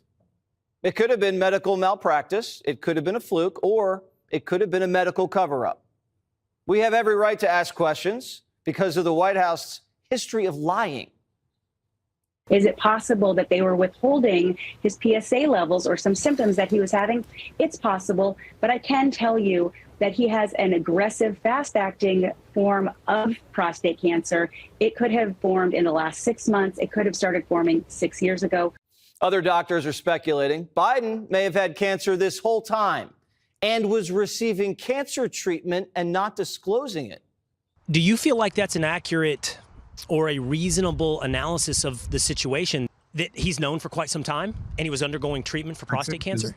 There's a high probability. The fact that they're now looking at terminal disease, this is terminal. He's gonna be gone in 2 or 3 years. Although to be fair, prostate cancer research is moving so fast, they might come up with something that could extend it out 5 or 7 years where he might die of something else first. But he has a terminal condition. At presentation, somebody who's getting regular medical management, it doesn't present as metastatic disease. It's just not how it works. So somebody is known for quite a while. A doctor on CNN is suggesting that alleged secret cancer treatments could explain Biden's cognitive decline. One of the biggest side effects that I see in my patients that get these hormone treatments could be cognitive changes. So you have to kind of balance that. People can also get issues with fatigue and weight loss. But when he has stuff in his bones, he's also at higher risk for fractures. So it is a very sensitive conversation. Dr. Siegel says it's highly unlikely Biden didn't already know he had cancer, and it's time to come clean. I think they should be public at exactly when this was diagnosed. Brian, we were talking last week about one with the cognitive issues diagnosed. I want to know when this was found exactly. I want to know why. I want to know exactly when this was found. Trump's former White House doctor, Ronnie Jackson, who treated Biden when he was VP, says Biden's doctor was distracted. Quote, care at the White House should be second to none. Unbelievable this was missed. But the truth is, his physician was more concerned about assisting with the political cover-up than providing world-class medical care. Dr. Kevin O'Connor has some explaining to do. He's not just your average doctor. He was involved in the Biden family business. Biden brought him in because he trusted him and knew he could keep secrets.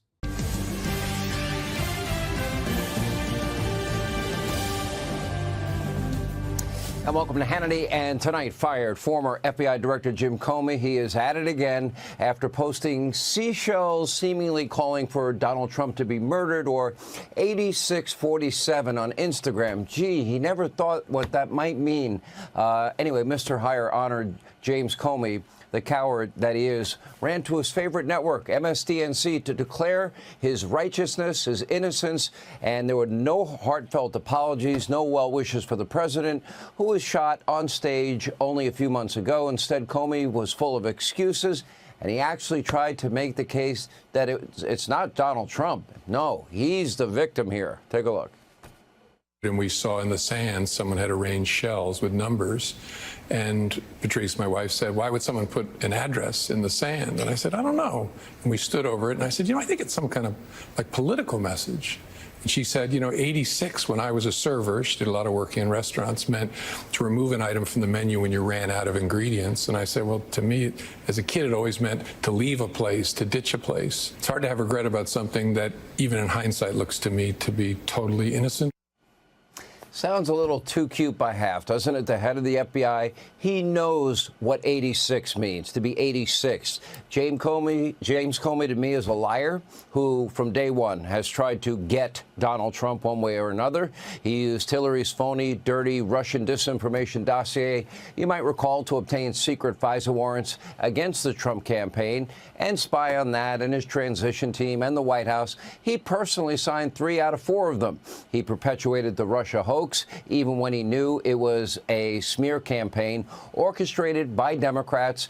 And according to reports, he was warned in 2016, in August to be specific, not to use the political research, which now has totally been debunked. As a matter of fact, it was only years later, under questioning from Senator Lindsey Graham, that he finally admitted that, knowing what he knows now, he never would have ever signed the warrants. Wow, we knew it then. He knew it then, too. Take a look. Knowing then what you know now about all the things that we've come to find, would you have still signed the warrant application against Carter Page in October, January, and April? No, I would want a much more complete understanding of what we were. Thank you very much. No, he wouldn't have. And by the way, that Carter Page, that was a backdoor to all things Trump world. Actually, it's what he knew then. That's what matters. Under his repulsive so-called leadership at the FBI, he transformed what was the world's premier law enforcement agency into nothing more than an arm of the Democratic Party, and became from day one the leader of the Trump derangement syndrome deep state. And now he wants to sell a book, wants to get rich, while casually calling for what? Putting out an Instagram post, 8647. That sounds like somebody wanting the assassination of a sitting U.S. president. And then act like I have no idea what that means. I think it's political in nature. Oh, let's act dumb. It's time for Comey to be held accountable. Now, we'll have much more on this straight ahead tonight. But first, we do begin with terrible news. Joe Biden, the former president, has now been diagnosed with stage 4 prostate cancer. Sadly, this has metastasized to his bones.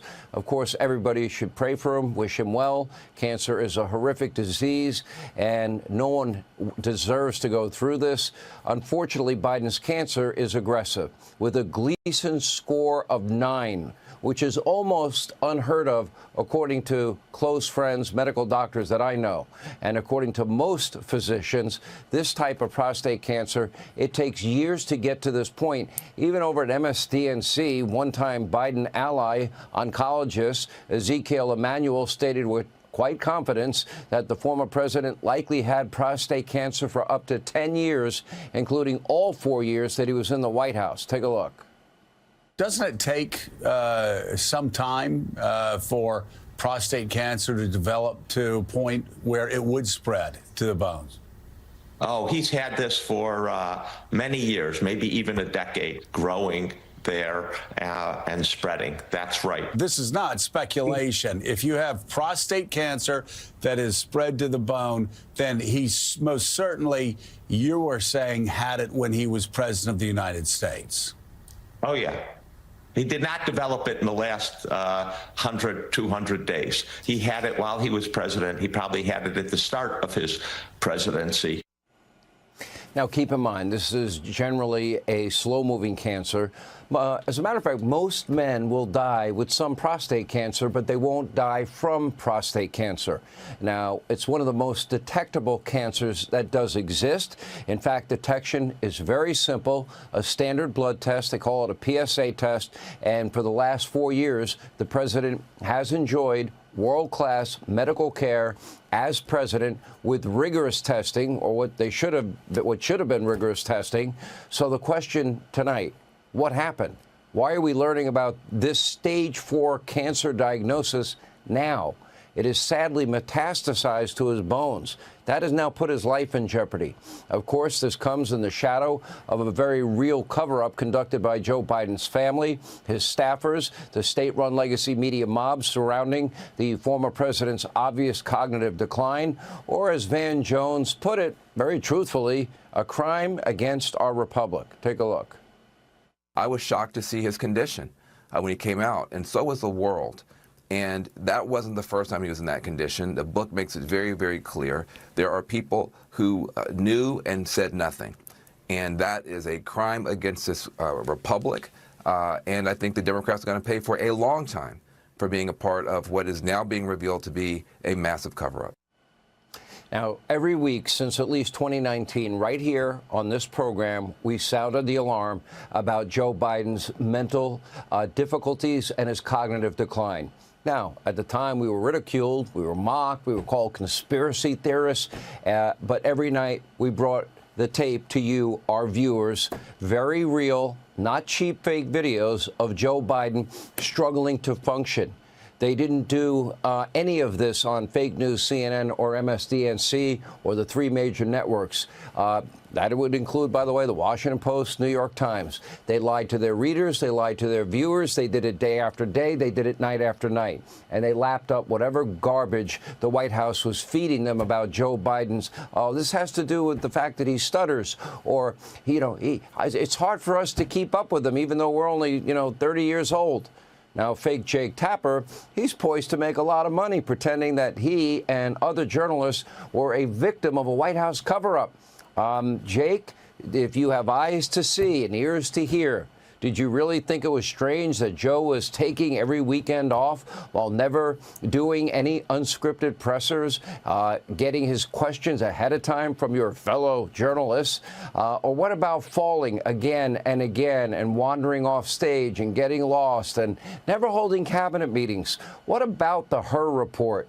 The special counsel declined to recommend charges in Biden's classified documents probe, not from a lack of evidence, but because they determined that Joe Biden wasn't fit to stand trial, or, as Hur himself put it, the president was an elderly man with a very poor memory. The Biden White House fought tooth and nail to prevent the audio of that interview from being released, and for good reason. Take a listen. What was happening, though, 1 month ago died, May 30th,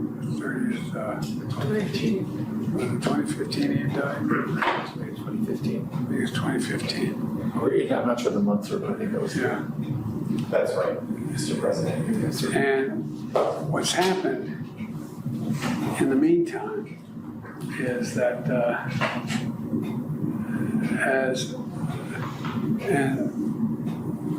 Trump gets elected in November of 2017? 2016. All right. So, why did I have 2017 here? That's when you left office, January of 2017. Okay. But that's when Trump gets sworn in. Right. January. Right. Correct. Okay. Yeah. Correct. And in 2017, Bo had passed, and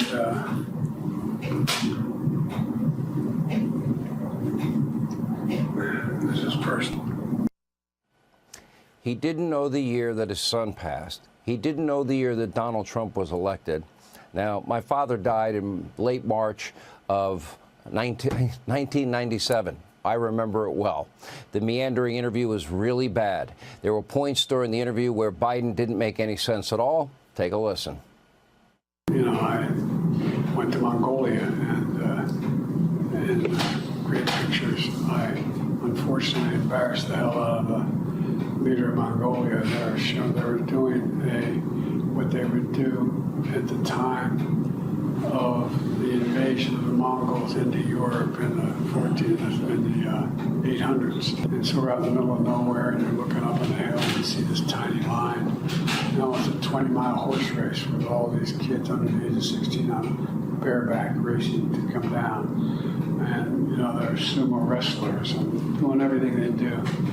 And so they walked over and they had a target, big bales of hay 100 yards away. And these guerrillas were, you know, taking shots. And I don't know if it embarrassed me or to make a point, but they handed the bow and arrow. I'm not a bad archer. But the only problem they were if I could pull it back, so and pure luck, I hit the target. No, I really did. Whoever told Biden it was a good idea to run for re-election? Why did they lie to all of you? You know, was it the woman pictured right there sitting at the head of Biden's last cabinet meeting, Dr. Jill Biden? Did she not know? Really? Are we to believe that? You know, did she not know firsthand about her husband and the cognitive struggles that were clear and obvious to anybody with eyes to see? Now, either she's delusional or she simply just flat out lied to everyone. And so did his staffers. And so did elected Democrats on the Hill and the state-run legacy media mob. This is probably the biggest scandal in American presidential history, certainly the greatest national security threat in history. And so, like many Americans, I have questions about the timing of all of this. And while we're at it, could someone really tell us, you know, who was in charge during Biden's years as president? Because it wasn't Joe.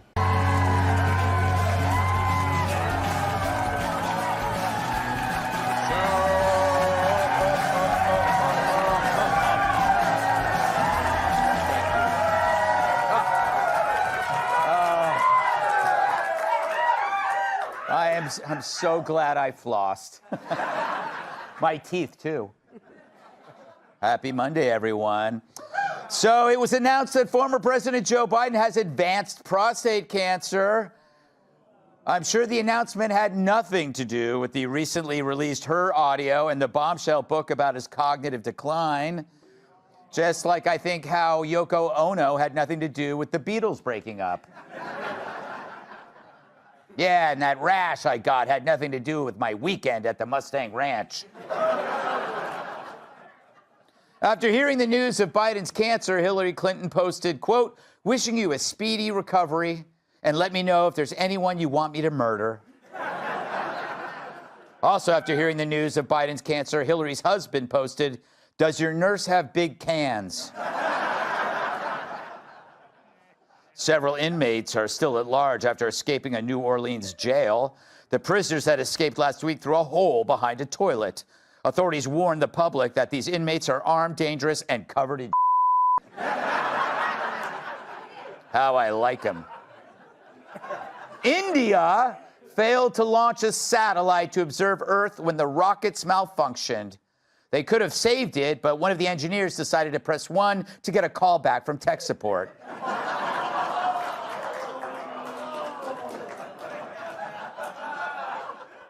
Meteorologists are projecting unusually high temperatures in Southern California this week.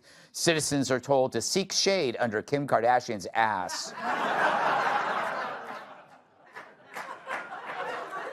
Rumors are once again swirling that Lauren Boebert is dating Kid Rock. Yeah, after both were seen in public wearing earplugs.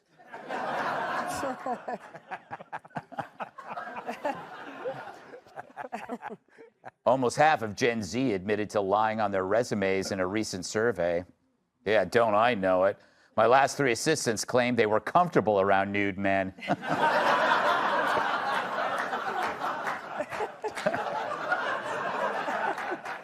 And finally, a New York City woman ran the Brooklyn Half Marathon in a wedding dress, hoping to find a husband. Well, if that's her goal, she should have dressed up as a sandwich. A sexist would say. All right. So tapes from the Her Report were released. In case you missed it, here's a snippet. Trump gets elected in November of 2017? 2016. All right. So, why do I have 2017 here? That's when you left office, January 27th. Okay. But that's when Trump was sworn in. Correct. This guy was president, and not of the Brian Kilmeade fan club, which, by the way, has no members, but the United States.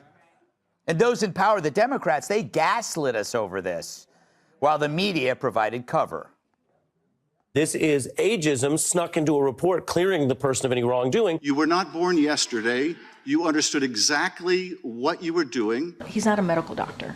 He's just not. The comments that were made by that prosecutor, gratuitous, inaccurate, and inappropriate. Many American people have been watching, and they have expressed concerns about your age. That is your judgment. That is your judgment. That is not the judgment of the press. I'm just saying this guy says such random about his Stop. He's 81, and his memory, it doesn't seem great. It's not horrible. Ugh. I'm so glad none of these people are doctors, especially this one. Now, you never know. If anything, Her handled Biden with kid gloves because he saw what we saw and what the media tried to hide. And so the Her Report is the latest nail in the media's coffin. Now it's time to bury them and let maggots and worms do their thing. But forget the Dems for a moment. They have a reason for lying. For them, politics is a team sport, and lying is the playbook. They'll tell you higher prices are a good thing, or that Tim Walz is a man's man, or that the only thing missing from girls' sports is a penis. But the media betrayed their profession and put the country in danger, and that can't be forgiven. It's clear Biden wasn't running the country. Hell, he couldn't have run a dishwasher. And they knew that. Under Biden, we saw awful things occur. War, terror, crime, Jesse getting his own show. Would none of that have happened if someone was actually president? They knew the presidency was a sham, and they ridiculed anyone who said otherwise because he had a D next to his name. It makes me wonder, is there any industry like the media that orchestrated a similar cover-up, one that hid dangers to the American people in service to wealth and power? One comes to mind, the tobacco industry. For decades, they hid the fact that cigarettes were killing millions, until finally they had to put warning labels on their product. My favorite is the one that says smoking reduces blood flow, which causes erectile dysfunction. It's so much easier than telling a woman that she's a 5.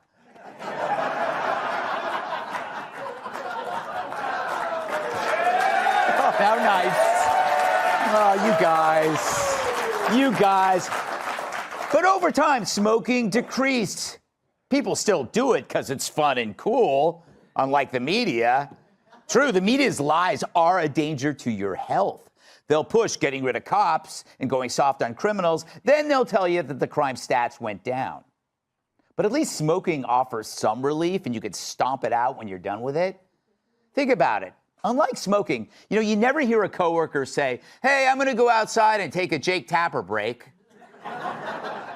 No one stands out in the cold in front of a bar inhaling clips of Meet the Press. No one ever says, can I bum a Lawrence O'Donnell off you? The closest you hear is, I ran into Don Lemon panhandling during my smoke break. True. No prisoner will give you a hand job in exchange for some Face the Nation with Margaret Brennan. Those words were never put together in that fashion. But isn't it weird that you can't smoke on an airplane, yet you're allowed to watch Nicole Wallace? But this is good news. It means that unlike smoking, the bond between America and its joyless media is weaker than the sexual tension on Morning Joe.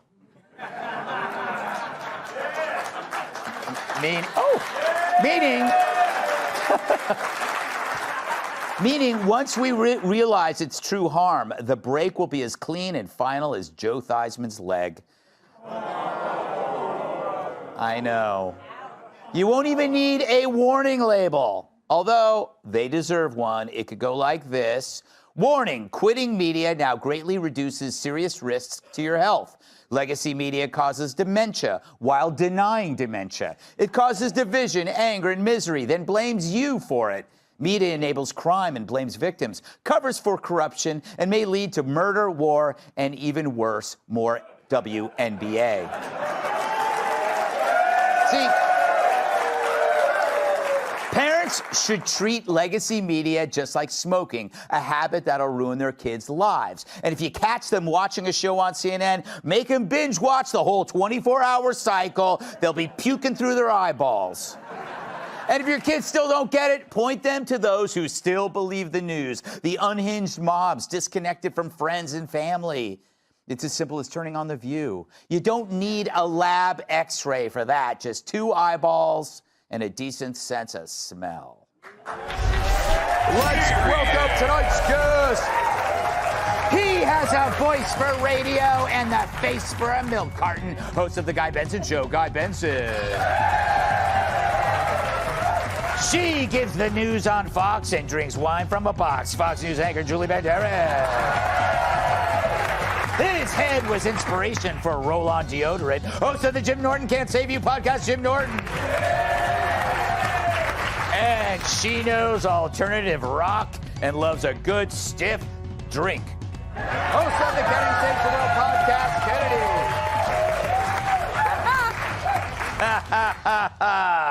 All right, Guy, a lot of bad news this week, but it feels like they're trying to juxtapose today's bad news as a way to push away the other bad news about the cover-up. What say you, bearded guy?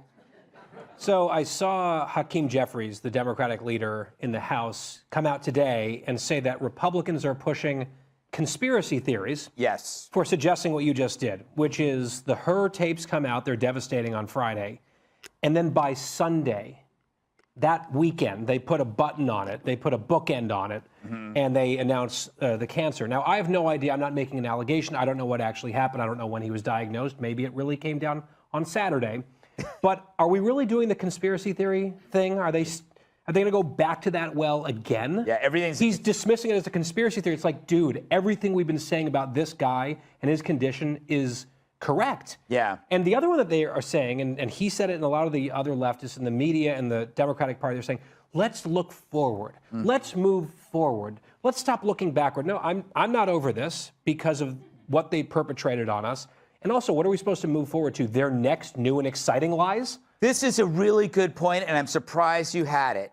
No, the only people, Julie, that say let's move forward are the people who commit crimes. Right. It's like I've seen so many on Instagram people getting arrested, and they're just like, "Oh, come on, you got the stuff. Just let me go." When they're shoplifting, they go, "You already got this. Just let me go." No, we have to take you to court. Right. No, that happened to me when I was arrested when I was 16. I was like, "Come on, just let it go." It was minor shoplifting, not a big deal. But no, I mean, that wasn't when you were a teenager. That was last week, Julie. Well, they dropped the charges, so it doesn't count. So this is a boy cried wolf, unfortunately, scenario. And so when they accuse Republicans of coming up with conspiracy theories, medical doctors, medical experts have said that there's a very good chance that he was diagnosed 6 months, if not 6 years ago. Yeah. So that is a very likely medical reason. The reason for the lies, however, is just a simple cover-up. And I myself am a former liar. Yes. So I know a liar when I see one. Like when I was 19 and I got pulled over by a cop and he asked me, "Did you know your license is suspended?" Mm-hmm. I said, "No." That was not the truth. But that's selective memory. That's not memory loss. Yes. And good for you for being honest now. You know, it's a surprise. We actually have the police officer here. Come out here, officer. And I only had to serve community service once, and that was when I was 16. So obviously... Yeah. What, were you picking up trash? I've really turned my life around. Were you picking up trash on the highway? Yes. Or did that come later? No, I worked at a nursing home, and I cleaned up piss and served pizza. Better than the reverse. Hope you didn't clean up the piss with the pizza. No, I did not. Jimmy, I missed that. I assume it was disgusting. I'll watch it when I get home. Jimmy, you're both a media expert and a medical expert, so your phone must be ringing off the hook. Yes, Greg, it is. Thank you for pointing that out. Yeah. I watched and listened to the audio of that, and he reminded me of me when my wife finds a nude photo of another woman on my phone. Tuesday. Who? I don't know. It was 17th? Yes. He's just, and he's still a better speaker than Kamala when you watch him. Yes, it's true. But they are, I felt bad for him. Like, I really felt bad for him. Like, he's just an old guy who's losing his memory. And it made me hate the press so much more than I've already hated them for years. Because they knew. I don't blame, again, as vice president. What is Kamala going to say? Yeah. She can't get up at the podium and go, yeah, he's got tomato soup for brains. She's got to act like he's doing great, but the press is just unforgivable. Yeah, you know, the thing is, that's why even the Democrats are going to lie whenever they can. Yeah. You can't just blame them for everybody in politics lies, but the media is not supposed to pick a side. Kennedy, what do you think about my theory? And I think I'm the only one who's floated this because I'm a weirdo, that it's not a disability, it was a debility in which they deliberately kept Biden kind of frail and weak because he was easier to manage. They could pass whatever they wanted. He didn't ask questions because he was always tired. I'm going to give you a label for this. Yes. Political Munchausen syndrome. Oh.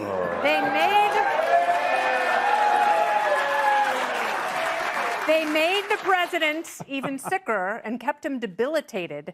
So people would go, oh my goodness, all of you around him, you are so incredibly brave. You know, Dr. Jill, Corinne Jean-Pierre, Ron Klain, you are doing the Lord's work here. And meanwhile, like if you listen to stories about the debate prep, they kept him going. They were pushing and pushing. I don't care what it says in those books because they wanted him exhausted. They wanted him absolutely depleted. I think you're totally right. I think that they would have him do things right before he had to do something so he would be tired. And they knew scramble his brain. Yeah. They knew exactly the outcome, and that's what they were looking for, which, you know, to Guy's point, makes the whole thing so much more sadistic and sinister. And yeah, Kamala, she's not a good speaker, and she also got caught in the ultimate lie about Biden's wherewithal, and people will respect a smart liar. We have no patience for a dumb liar. And there's so many idiots in the Democrat Party right now, from Karen Bass to Gavin Newsom and all the California just dip. Let's hear it for California dip. That I fear what they're going to put before us next and how they will lie to us in 2028. That was the biggest round of applause Munchausen syndrome has ever gotten. Yes. Very impressive. World record. We're bringing it back. And we're bringing it back. I don't have Munchausen syndrome, but I'm trying to make sure other people have it. You've got Munchkin syndrome. What I did there?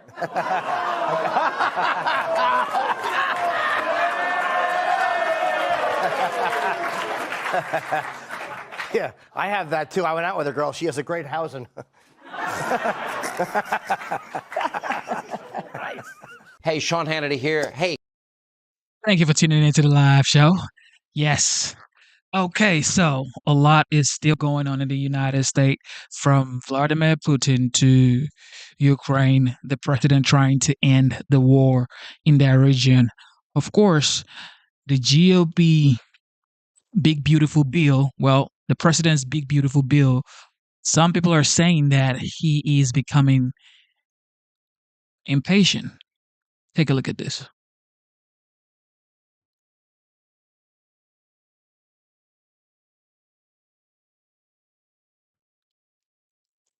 There we go. Happening now on the Hill. The meeting is over. Drop on in. Love in that room. There was no shouting. I think it was a meeting of love. There were a couple of things that we talked about specifically where some people felt a little bit one way or the other, not a big deal. And I covered them. It wasn't so much a speech. I covered certain points.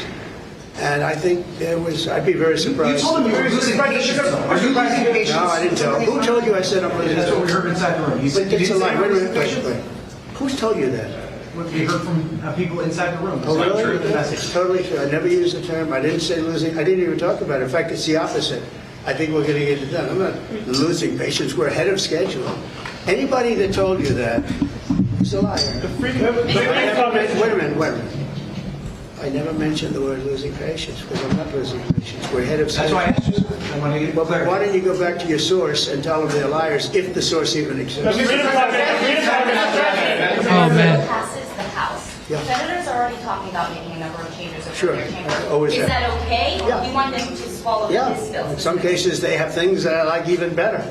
No, it always happens. There'll be some changes. Mr. President. John Thune and Mike have been very closely aligned on this. They've been moving it up together. Apparently you said don't act with Medicaid. Apparently you did say in the room. There is some concern among some Republicans, including Senator Josh Hawley, that this could impact benefits and that could be amount to a hidden tax on the I didn't say. Here's what I said. I'm wondering if you're. Here's what I said. What do you want to say? Those members who are I worried about said blowback for waste, supporting this bill. fraud, and abuse for Medicaid. If you find waste or fraud or abuse, we want to strengthen Medicaid. We want to strengthen Medicare. Waste, fraud, and abuse. The Democrats will let illegals be on. They'll destroy it. It will be destroyed. They want to have illegal immigrants be on. And if you do that, because it wasn't designed for that. Waste, fraud, and abuse. Can you guarantee that your voters who supported you in the election, particularly working class voters, will not lose health insurance under this bill? Oh, they won't lose health insurance. Not only that, remember, I'm cutting drug prices by 85%. And right now, I'm saving it. I'm saving the whole thing because I did something that nobody was willing to do. Other countries pay a tiny fraction what we do. And I instituted favored nations. We're now going to pay the lowest in the world. We're going to be the equivalent of the lowest country in the world. People go to London, they go to Canada, they go to other countries, many other countries, because they want to buy their pharmaceutical products, their drugs, at a fraction of the cost. Now we're going to have the lowest cost anywhere in the world, and nobody else would do that but me. And that might be an election by itself, might be election winning. Now, when you add that in, when you put that into Medicaid and Medicare, we've just strengthened Medicare and Medicaid. And the Democrats won't do that. You know why? Because they're taken care of by the drug companies. And the ones that are taken care of are hard line. Some Republicans get money from drug companies, and that's okay, because they're okay with it. I talked about it. The drug companies take care of everybody.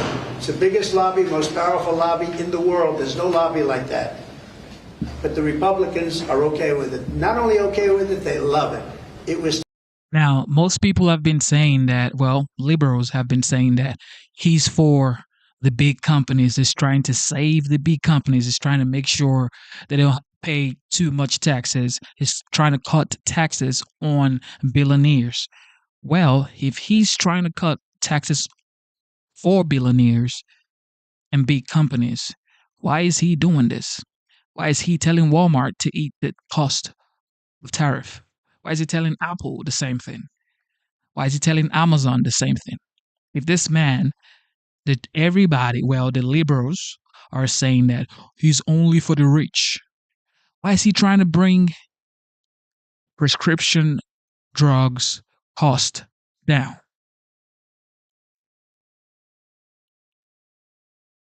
Does that make sense to you guys? Liberals, okay. You're just full of fake news.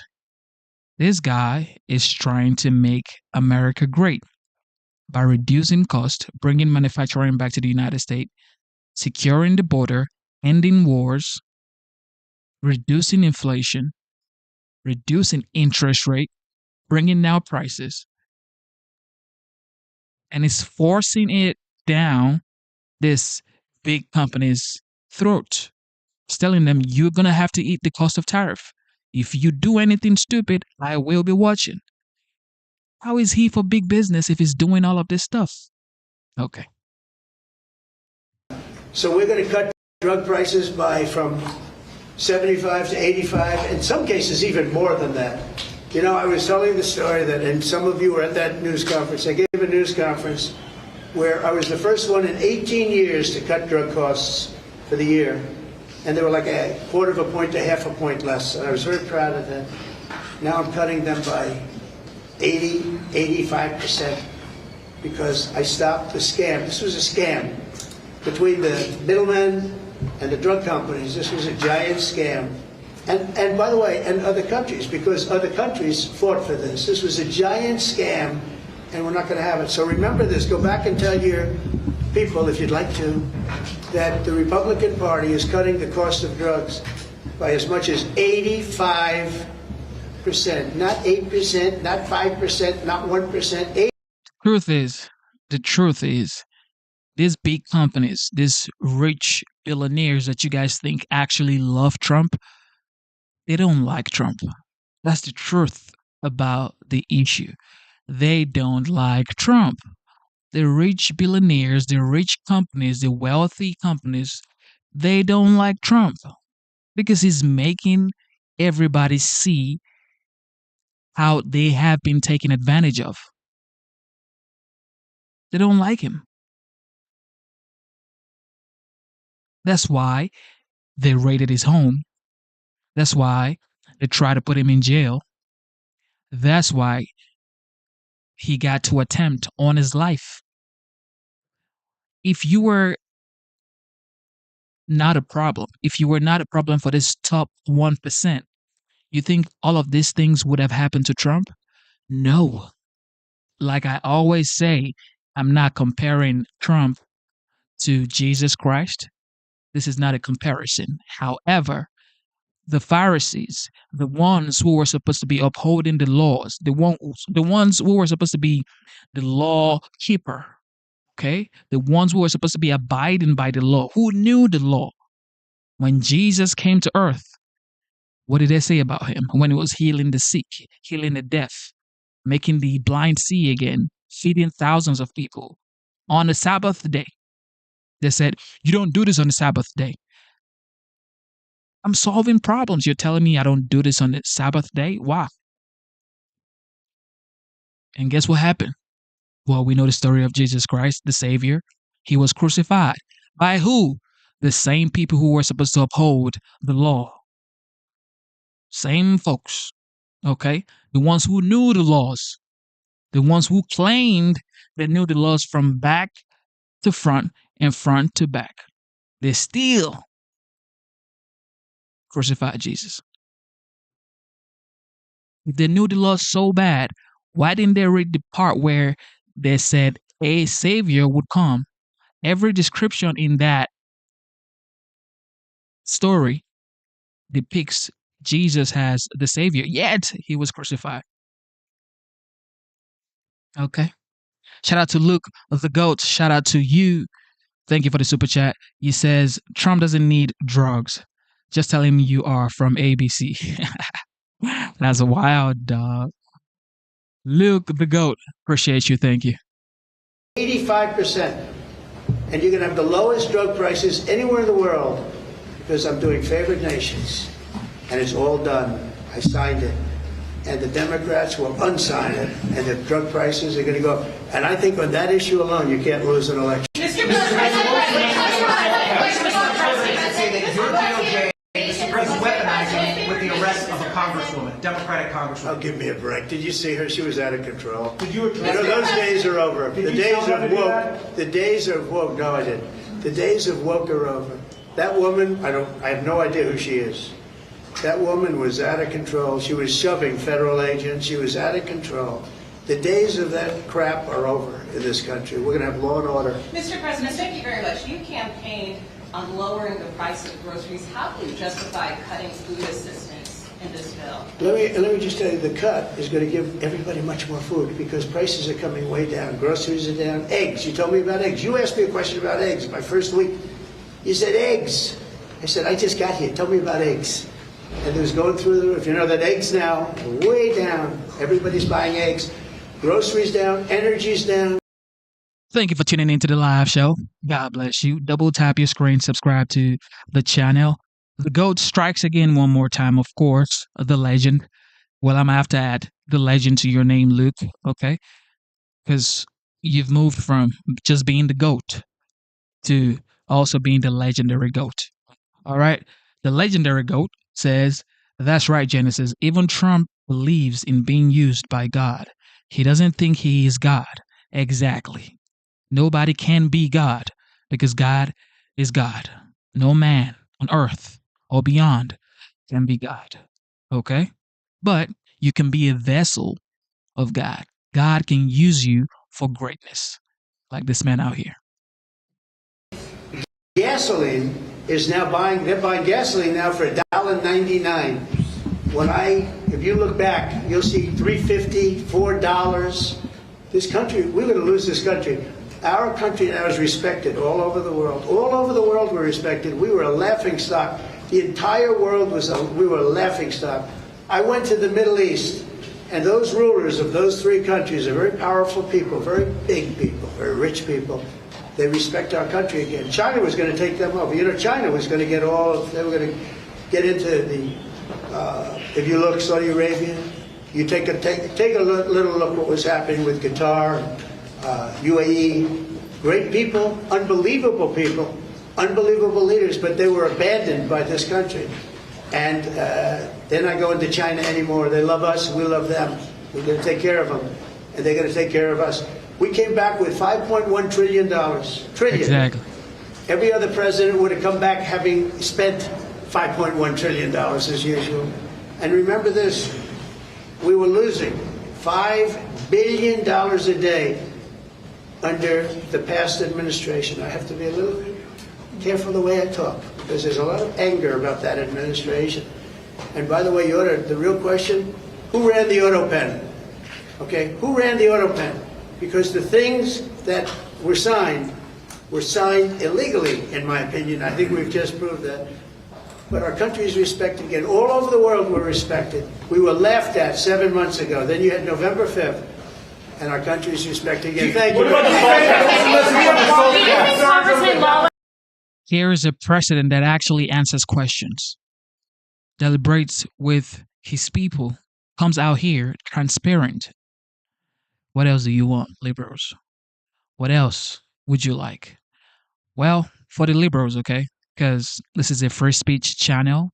Let you say what you want, except some people just need to be blocked, okay? But for the most part, we don't block people, no matter what you say, okay? It is free speech out here.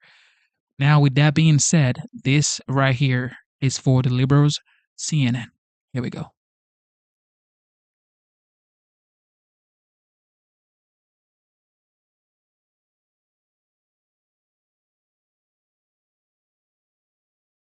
President Donald Trump delivered a blunt message as he met behind closed doors with Republican lawmakers on Capitol Hill today. Sources say that Trump told them to quit negotiating, push ahead with his sweeping domestic policy agenda. Infighting among House Republicans is threatening to derail his so-called Big Beautiful Bill. Hardliners are worried that proposed cuts don't go far enough to address the nation's bulging deficit. And even as Trump warned lawmakers not to, quote, F around with Medicaid, according to sources inside the room, some Republicans are still raising issues about potential cuts and the addition of increased work requirements to the program. Today, Trump downplayed those concerns. Can you guarantee that your voters who supported the election, particularly working class voters, will not lose health insurance under this bill? Oh, they won't lose health insurance. You campaigned on lowering the price of groceries. How can you justify cutting food assistance in this bill? Let me just tell you, the cut is going to give everybody much more food. CNN's Lauren Fox is covering this from Capitol Hill. Lauren, the president saying that there was a lot of love inside the room at this meeting, but then the Republicans got out of the meeting and essentially said, a lot of them, we can't vote for this bill. Yeah, I mean, what the president is dealing with is the same conundrum that Mike Johnson, the House Speaker, has been dealing with over the course of his speakership. And that is the reality that he has a very divided conference and a very narrow majority at a moment when everyone is asking for various and conflicting things.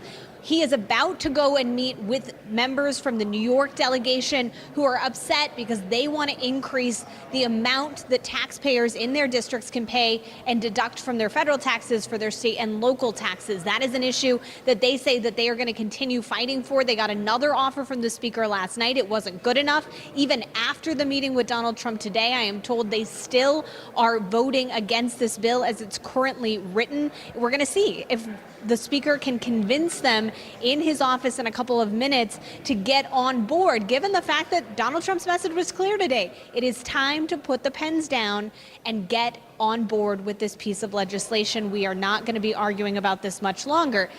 The speaker has set this very ambitious deadline of wanting to move this bill by Thursday. By that deadline, the Memorial Day recess that is coming up next week, he has threatened to keep members in town if they can't get there.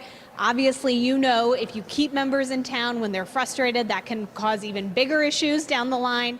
But it's really interesting because conservatives are also warning that they're not there yet. Here they are. I didn't feel attacked in there. I think he was just trying to persuade people who weren't there yet. Did he change your mind? Yeah. No. Do you feel like the president moved the needle? The president, I don't think, convinced enough people that the bill is adequate the way it is. Look, the president called for eliminating waste, fraud, and abuse in Medicaid, and we have not eliminated waste, fraud, and abuse in Medicaid in this bill. And conservatives are arguing that they want to see deeper cuts to Medicaid. This bill already does make some changes to that program, including additional and new work requirements for able-bodied individuals between the ages of 18 and 64. There's also a new regulation that requires that if you are on Medicaid, you re-register every 6 months to make sure people aren't abusing or using the program when they aren't eligible for it. But some of these conservatives want even bigger changes, including the fact that they think the federal government is contributing too much to states when it comes to that Medicaid expansion population. That is something the speaker has said time and time again is off the table. These conservatives still want it, so we'll see whether or not any of that gets brought back into the conversation in the next couple of hours. Meanwhile, at 1 a.m. tomorrow morning, we expect the House Rules Committee to begin deliberating on this bill. That gives the speaker less than 12 hours at this point to get a deal. We'll see how it goes. Lauren Fox on Capitol Hill, thanks so much. And I'm joined by a terrific group of reporters here at the table today. CNN's John Berman, Abby Livingston of Puck, Shane Goldmacher of the New York Times, and CNN's Brian Stelter. Abby, I know that you cover Congress for Puck. I'm going to start with you and just pick up where Manu left off on the so-called SALT caucus. These tend to be more of the moderate lawmakers. Some of them maybe are more conservative, but they represent blue states and in many instances swing district. I was told that this SALT caucus went to the House Speaker during the meeting and said point blank, we are still a no.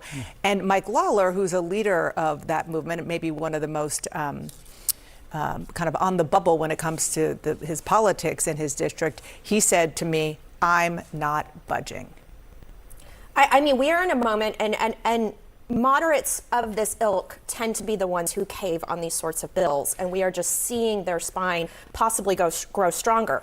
But what we often see, whether it was the speaker's vote or many of these other difficult whips for the speaker and the president, is we see a lot of brazen comments, and then these members get on the phone with Trump, and then suddenly their mood changes. So this is an extremely difficult puzzle, and I think one thing to consider is this is Trump's big legacy bill on the legislative end, but this is also a political project of establishing dominance over the Republican Party on Capitol Hill, and this is the ultimate test because he's making them vote against their political interests. If this time is different, though, it's because they need salt to live. Look, humans need salt to live. It's true. Look it up. And these vulnerable House Republicans need salt to live. They've been promising this relief for years. Sounds Donald like somebody Trump who watches promised it. television in a blue state. And No, it sees sounds the like ads. I'm out myself as a proud New Jersey resident, all right? And all of my neighbors, they are one-issue voters. This is the only issue they care about. They've been promised relief for years. Donald Trump promised relief when he went to Long Island last year. And if they backtrack, if these vulnerable Republicans lose on this issue, if they do give in, if they cave, a lot of voters are going to remember that a year from now. The next time that moderates stand up will be the first time, right? Well, I mean, exactly. that's the That's thing right. here, That's as right. everyone has noted. That's And I right. don't want to disparage moderates here because, I don't want them coming after me with little representation. But bottom line is, I hear that they tend to buckle in these negotiations when push comes to shove. The wild card here, though, as Brian was alluding to, is people like Mike Lawler, who is my congressman in New York 17. He wants more than to be a congressman. He wants to expand his power. He may want to run for governor. And one way you do that, if you want to win in a blue state, if you're a Republican, is you buck the president a little bit, and maybe you garner support among independents. Oh, that's an interesting point. Let's actually listen while we're on the topic of salt, and I love that you need salt to live, Brian. You do it. Look it up. Let's listen to specifically what the president said after this meeting on this issue. Well, salt is a very interesting thing because the governors of New York and Illinois, the big JB who's going nowhere. Probably right now he could be the worst governor in the country. But Illinois and Gavin Newsom, those are the people that want this. And they're Democrat states. They're all Democrat states. That was actually before going into the meeting. So he's focused on the blue states and the governors. But the thing that just is particularly for the politics of this and the raw math, it's the Republican districts or Republican held districts within those blue states, particularly in New York. That's what's giving them the that majority. gave them the majority. The Mike Lawlers, the Nick Lulota, who Manu was talking about, those members are the reason why Mike Johnson holds the gavel and that this is even possible in the first place. I mean, this is the tension in the Republican conference, which is the vast majority of the party is not aligned with this small block of moderates, but it is that small block in California, in New York, in New Jersey that have given Republicans this narrow majority. And so the risk for Trump, who is actually keenly aware of that,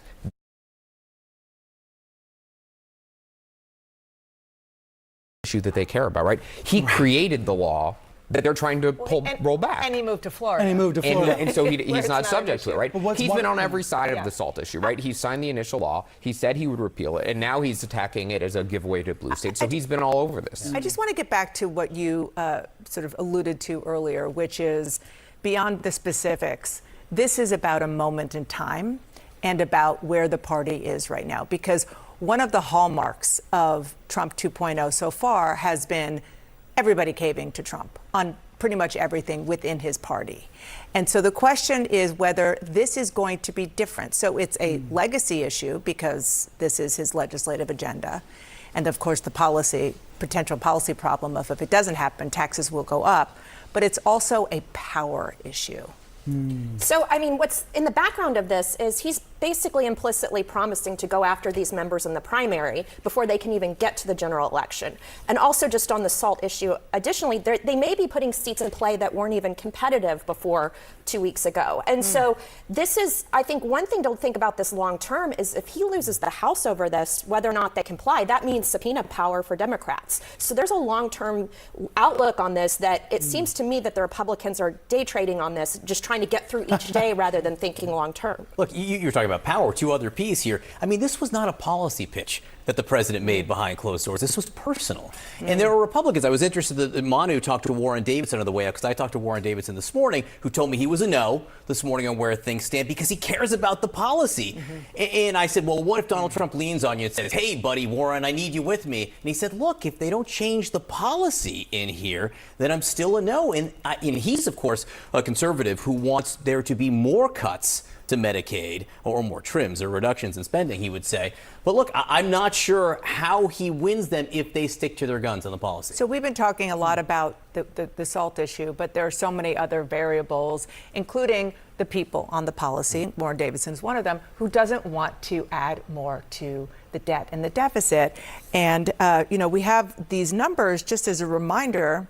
The last time Donald Trump was president, the debt and deficit got a lot worse. Now, to be fair, at the end of his first term, it was COVID. So if you can see the numbers there, it wasn't great. And in large part, it's because on this issue, his party didn't push back enough when he was focused on issues other than cutting the debt and deficit. I mean, Donald Trump has not been fiscally conservative, right? He butted heads in that first term with Paul Ryan, whose entire agenda was cutting back entitlements. Trump has taken that off the table as best as he can. He doesn't want to touch the most popular parts of government. If he's going to cut things, he wants it to be unpopular things. I would argue, though, that Trump has the best slogans. Nobody else has the slogans like he does about tax cuts. Most of the numbers he states are overstated or made up. He even said gas prices are $1.99 again today. That's still a lie. But the numbers are powerful to people who are not otherwise paying attention. His slogans are winning in many of these arguments. Yeah, that's an important point. President Donald Trump on the Hill this morning, drawing a line in the sand as he pushes Republicans to get on board with his sweeping tax and spending cut plan. One of the big sticking points within the Republican conference, Medicaid funding and work requirements. And sources tell CNN the president warned lawmakers in that closed-door meeting not to touch the program except for eliminating waste, fraud, and abuse. Now, after the meeting, Trump touted the party's unity despite several Republican holdouts of his, quote, big, beautiful bill. I think we have unbelievable unity. I think we're going to get everything we want, and I think we're going to have a great victory. I think it was a really great. That was a meeting of love. Let me tell you, that was love in that room. There was no shouting. I think it was a meeting of love. CNN's chief congressional correspondent Manu Raju is live for us on Capitol Hill. Manu, what are you hearing from behind closed doors? Was it a meeting of love? Well, in the meeting, there was not a ton of pushback to the president's message, but in the hallways is a much different story. And in the meetings with Mike Johnson, who's trying to hold together this very fragile coalition to get it out of the House in the next couple of days, that is a much different situation as well, because he's facing opposition, not just from conservative members who are concerned that this bill does not cut spending by enough, want to go deeper into the issue of Medicaid, even as the president said to his colleagues, told Republicans in this meeting, don't F with Medicaid. That was his message inside the room, according to sources. But also some of those more moderate members who are worried about deeper cuts, who are also worried about the push to phase out green energy tax breaks that they say are critical to their constituents. And also this major sticking point, how much that taxpayers can deduct from the state and local taxes that they pay. That is being pushed in particular by New York Republicans who say their constituents are getting hammered by those taxes. But Republican hardliners say no way, because that will increase the deficit. One of those Republican deficit hawks, Warren Davidson, in the immediate aftermath of that Trump meeting, told me he's still a no. But if this bill came to the floor right now, could you vote yes? I couldn't vote for this bill right now. I mean, it grows deficit spending right now. So it does raise the debt limit. We need to do that. But it doesn't cut spending. So it sounds like Trump didn't change your mind. We'll see if he changes the bill. You sound pretty frustrated right now. I'm fired up, Manu. I'm here to fight for Long Islanders, regular middle-class people who are just trying to make a living. Those are the people who need to be included in this bill. He said we're done negotiating with you guys. Did he not? What I took that is, hey, everybody figure it out. Everybody get in a room and figure it out for the country and for your district. And that last comment came from Congressman Nick Lolota, who's part of those New York Republican members who are pushing for the greater relief on the issue of so-called SALT, state and local tax deductions. He told me that he is still a no, because despite all the last-minute haggling between the speaker and those holdouts. He said the latest offer on the table is, quote, insufficient. So therein lies the problem with Johnson. He's got a number of Republicans who still at the moment plan to vote no, but the speaker plans to try to move ahead with a procedural vote through a key committee as early as 1 a.m. tonight to get it moving to the floor. The question is, does he have the votes? At the moment, it appears not, but we'll see what changes between now and then. Yeah, he wants to meet that self-imposed deadline of Memorial Day. We'll see if he gets it done before then. Manu Raju live on Capitol Hill. Thanks so much. Brianna? Well, at that Republican meeting on the Hill today, it was a very warm welcome for President Trump, but he quickly had a blunt message for Republicans there in the House. Stop negotiating and get this bill done. One of the people in that room who posted this video is with us now, Florida Republican Congressman Jimmy Patronis. Congressman, thank you so much for being with us. And it is, and we should note, you've been listening there, you heard from Congressman LaLota, but also you have Republicans in your conference sort of on both sides of the political spectrum of your conference who are holdouts at this point. So let's start with the House Freedom Caucus members like Congressman Andy Harris, who still want more time to vote on the bill. What's your message to them? Well, at the end of the day, if we fail, which we're not going to, this could be a 60% increase on taxes of everyday citizens in America. We have to get this passed. The one big beautiful bill has to become reality. And I feel good that we're going to make it happen. The president had a lot of engagement with those members. And look, and did he call some of them out? Absolutely. But he also embraced them and tell them, look, guys, we may not get it done this time, but I'm not done being your president. I'm going to be here for 4 more years. We won't get what done? The other concerns they may have regarding either any other changes in policies that they're very passionate about. Okay, so let's talk about one of those, which is something that concerns Congressman LaLota and others, the state and local taxes, this deduction cap. It's a huge issue in higher earning districts like New York, as we certainly understand. Why should someone like Congressman LaLota vote against the interests of their constituents? I get it, but you know what? Every single day, Congressman LaLota is losing constituents to the state of Florida because we have no state income tax. So again, this is failed leadership in New York's, Albany's capital. You've got governors in Illinois and New York and California that just do not know how to get their financial house in order. So this problem is not his problem. This is the governor of New York's problem and their inability to control their own finances. Well, the SALT deduction, I mean, that doesn't pertain to what you just mentioned. In the case of that cap, Long Islanders, who he's talking about, would have more money if what he wants with the SALT cap were to happen. And maybe then less of them would go to your beautiful state. So what's the resolution on SALT?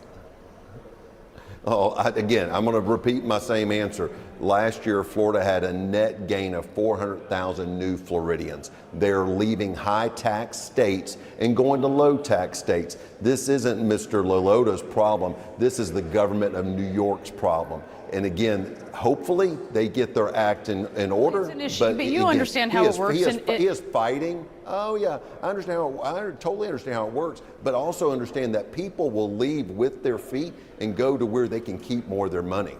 This is bigger than him. This is totally bigger than him. This is a problem at the state level.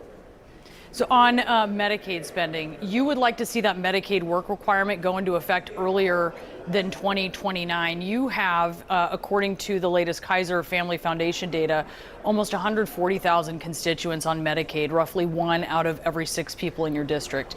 Will any of them lose Medicaid coverage? So the work requirement is focused on expansion with able-bodied males, okay? So in Florida, we never expanded. So we would like to see the waste, fraud, and abuse that's taking place. And I do believe there is a significant amount of waste in Medicaid. I was a CFO of the state of Florida. We had the best fiscal health in the history of our state, but we're also a state that did not expand. We lived within our means. So what are the limits of able-bodied people who should have to meet this work requirement? For example, should a young adult male in your district who is in the throes of addiction be expected to meet those requirements while in rehab, for example? Well, currently right now, a young adult male in the state of Florida is not eligible for Medicaid unless he's disabled or has some other type of disability that's given that pathway. It's in the other states where the state of Florida would like to see better use of the taxpayers' dollars, where it's not wasted and people are taking advantage of a system that they should not have any eligibility for. The waste, fraud, and abuse is, again, what Florida is most focused on. I'm asking if he should be eligible and facing a medical issue like that. Well, in the case in the state of Florida, I'm not an advocate for expansion of Medicaid. I've never supported it. So that individual does not have access to expanded guaranteed Medicaid health benefits if he's an able-bodied male, because it's not part of Florida's acceptance into that program. That when you're looking more broadly across the country, then, if you see, because obviously it's not just about Florida, so let's talk about that more broadly. Perhaps that's something we can discuss here. If you're looking at work requirements, and so you have someone, and there are many cases, I think everyone sort of knows someone or knows a family affected by something like this, and right now they're reliant on that. Should that be considered able-bodied? Should that be considered to fall under that work requirement in that instance? So my concerns are with Medicaid dollars, they're precious to come by, and it doesn't get any cheaper for healthcare delivery. But when you've got able-bodied males that have the ability to go out and seek employment in order to maybe secure health insurance to the private sector, that frees up dollars for disabled, for elderly, for women. So again, this is where my heart is. Is that person able-bodied? Sir, that's my question, though. To But Congressman, that's my question. Is that an able-bodied person? Someone who is in rehab dealing with addiction? I mean, would you consider that an able-bodied person? The able-bodied person I'm talking about is the 25-year-old who's sitting on his couch playing Xbox. And so you think there's just a ton of those? That's the person that I feel like should. I don't know how many of them exist, but I know there is going to be a population that are getting that benefit when they really could be out in the workforce and securing it through the private sector, which is better for everybody. I like those dollars to be available for those who most need it, not those that actually have a pathway to get access to health care because they're capable of seeking work that provides it for them. Arkansas tried to implement work requirements for Medicaid in 2018. Over 18,000 people lost coverage before the law was overturned by a federal court.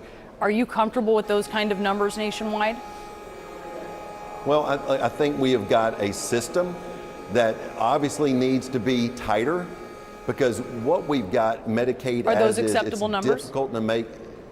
Well, again, I want Medicaid to be sustainable. Making it sustainable, making sure that we take Well, that may care make it of those that sustainable. Are you most okay with that vulnerable. kind of number? Again, I have no idea what the finances are of Arkansas if they had some other way to absorb it. But I know this, when it comes to Medicaid, it's the single largest part of the Florida budget. We have got to manage it because it's not getting any smaller. But if you are able to go out and secure private health insurance because you're able to seek employment, you know what? That's not a bad way to help us make sure those dollars are going to those people who truly need it. So if you're looking at numbers like that to get to that point, I mean, this is sort of a state case study in terms of populations and in terms of people having, whatever work requirement and health issue or not. You can expect that in other places there would be a lot of people losing coverage. Is that acceptable? No, it's plausible. I'm not a citizen of Arkansas, don't intend to ever move in there, and don't know what they have had to deal with that. I'm not familiar with the court case you're speaking to, but I do know Florida. I know Florida Medicaid, and I know that we did not expand so we can make sure we had a manageable system on our hands. And what I'm concerned with is in these other states where they have expanded, they have created a monster that is going to be difficult to manage. Look, I don't want to cut anybody's benefits, but I definitely want to make sure that the elderly, our seniors, our women, our children, that they always have a robust safety net that always takes care of them. That is the purpose of Medicaid. All right, Congressman Jimmy Patronis, we appreciate your time. Thanks for being with us. Thank you for having me. President Trump goes to Capitol Hill to win support for his sweeping spending bill with tax cuts. But House Republican hardliners are threatening to stall his agenda, and moderates are making their own demands. Keep in mind, just a tiny handful of GOP no votes could potentially doom the entire bill. Joining us now, Republican Congressman Carlos Jimenez of Florida. Congressman, thanks so much for joining us. How did the president's message play in the room? You were there. You listened to what he had to say. You got the reaction from your Republican colleagues. What stood out to you from his remarks? Oh, I thought he was on his A game. Very engaging, very funny, and got his point across. We need to unite. The big, beautiful bill is something that has to pass. Failure is not an option, and got to get together and get it done. And the message resonated very well, and I think that look, I've always said that at the end, failure is not an option. We're going to get this thing done. Yeah, he kept saying, when he emerged from that meeting, he said it was a meeting of love. He kept saying that, a meeting of love. Several GOP hardliners, on the other hand, including House Freedom Caucus Chair Andy Harris and Congressman Clay Higgins and Thomas Massie, say they were unmoved by the president's comments. Is this bill in jeopardy of not passing? Because you only need, 3 or 4 Republicans to vote no, and it doesn't get over the finish line. We're going to get this done. Like I said, failure is not an option. If we fail, then the American taxpayer, America, will be facing the largest tax increase in its history. And that's not going to happen under our watch and under our governance. And so we're going to get to the finish line. We may have some issues around the edges, but they're just around the edges that we may have slight disagreements on right now. But at the end of the day, we're going to get this done. And the president, reiterated again how important it is for the American people that we do get this thing done and we get this bill passed, send it on to the Senate so that he can, and then they can pass it on to the president. So what do you think, Congressman, what do you think needs to change in order to assure that it will pass? I think what needs to change is some people need to understand that they're not going to get everything they want. There are things in this bill that I may not like, and there's going to be things in the bills that obviously everybody is not going to like, but the vast majority of this bill is good. It's good for the American people. It makes sure that we don't have a tax increase for the American people, unleashes American energy independence and dominance. It's good for the families. It's good for business, and it's a huge step forward for the American economy. That's the good. It far outweighs any of the negative small items that we may have personally. So, you can't let perfect be the enemy of good, and this bill is very, very good. Some of your moderate Republicans in states like New York and California, they want to raise the cap on the amount of state and local taxes that people could deduct from their federal returns. Others say more needs to be done to reduce the cost of the bill. How do President Trump and the Speaker, Mike Johnson, find a middle ground here? Well, we will find a middle ground that will satisfy those in the blue states that are asking for an additional state and local tax deduction, and those that want the more spending cuts. Again, these are issues around the edges. They're not the main part of this bill. And so I am confident that we will find that sweet spot. Speaker Johnson has a great ability of getting people together. He's well respected by everybody in our conference. Exactly. And I have complete confidence that he'll get the job done. And I know that the president has confidence in him too. So like I said, failure is not an option here. There we have it. Do you guys think that? Right now, a live look on Capitol Hill, the halls of the Capitol. Do you guys think that the big, beautiful bill will be passed? I think so. I definitely think so. Now, it might take a while, but it's most likely going to pass. Most likely going to pass. Okay, of course, the 45th and now the 47th President of the United States, as usual, having multiple events per day. He was at the Capitol earlier. Now in the Oval Office with the Department of Defense Secretary. Check this out. Always working for Americans. Thank you very much, and thank you for being here in the Oval Office, one of the great places of the world, as we make a historic announcement about the Golden Dome Missile Defense Shield. That's something we want, and Ronald Reagan wanted it many years ago, but they didn't have the technology. But it's something we're going to have. We're going to have it at the highest level. I want to thank Secretary Hegseth, who's been fantastic, and Secretary Rubio, and Space Force Vice Chief of Space Operations, General Mike Gutlein. I also want to recognize Senators Dan Sullivan, Kevin Cramer, and Jim Banks, fantastic senators, great talents, great political talents, and people that love our country.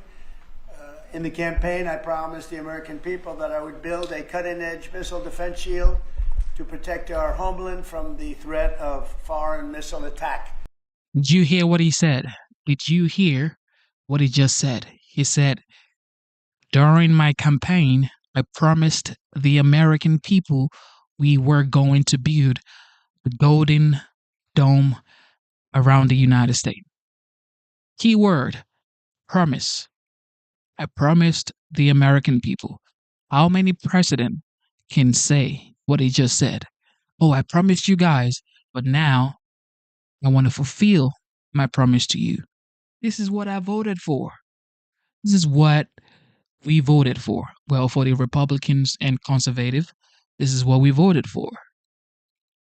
Promises made, promises kept. Listen to the OG. And that's what we're doing today. Okay, before I go on, the legendary GOAT, Luke, said, dams can be real negative, but a declawed, toothless cat is a fluffy pillow no matter how angry it is. Legendary GOAT, ladies and gentlemen. Shout out to Luke. Thank you for the super chat. I'm pleased to announce that we have officially selected an architecture for this state-of-the-art system that will deploy next-generation technologies across the land, sea, and space, including space-based sensors and interceptors. And Canada has called us, and they want to be a part of it. So we'll be talking to them. They want to have protection also. So as usual, we help Canada do the best we can. This design for the Golden Dome will integrate with our existing defense capabilities and should be fully operational before the end of my term. So we'll have it done in about 3 years. Once fully constructed, the Golden Dome will be capable of intercepting missiles even if they are launched from other sides of the world and even if they are launched from space. And we will have the best system ever built. As you know, we helped Israel with theirs, and it was very successful, and now we have technology that's even far advanced from that, but including hypersonic missiles, ballistic missiles, and advanced cruise missiles. All of them will be knocked out of the air. We will truly be completing the job that President Reagan started 40 years ago, forever ending the missile threat to the American homeland, and the success rate is very close to 100%, which is incredible when you think of it. You're shooting bullets out of the air. I'm also pleased to report that the one big beautiful bill will include $25 billion for the Golden Dome to help construction get underway. That's the initial sort of a down deposit. And we have probably, you're talking about, General, we're talking about $175 billion total cost of this when it's completed. This afternoon, I'm also announcing that I will appoint, very importantly, General Gutlein to lead the ambitious new effort as the direct reporting program manager for the Golden Dome. A very talented man, and I'm very honored to have been the one that helped or really created Space Force. Space Force is turns out, but he's good at offense. And he has an unmatched background in missile warning technology and defense procurement. General Gutlein also knows that we need to move fast. No one is more qualified for his job, and everybody, this was a universal acceptance of General Gutlein. Everybody that knows him and knows everybody else. They said there's only one man for the job, so I have a feeling we have the right guy. But now I'd like to invite Secretary Hegseth and the General to please say a few words and describe the system a little bit. And we appreciate you being here. And the press has really been very fair over the last period of a couple of months. I don't know what happened to you.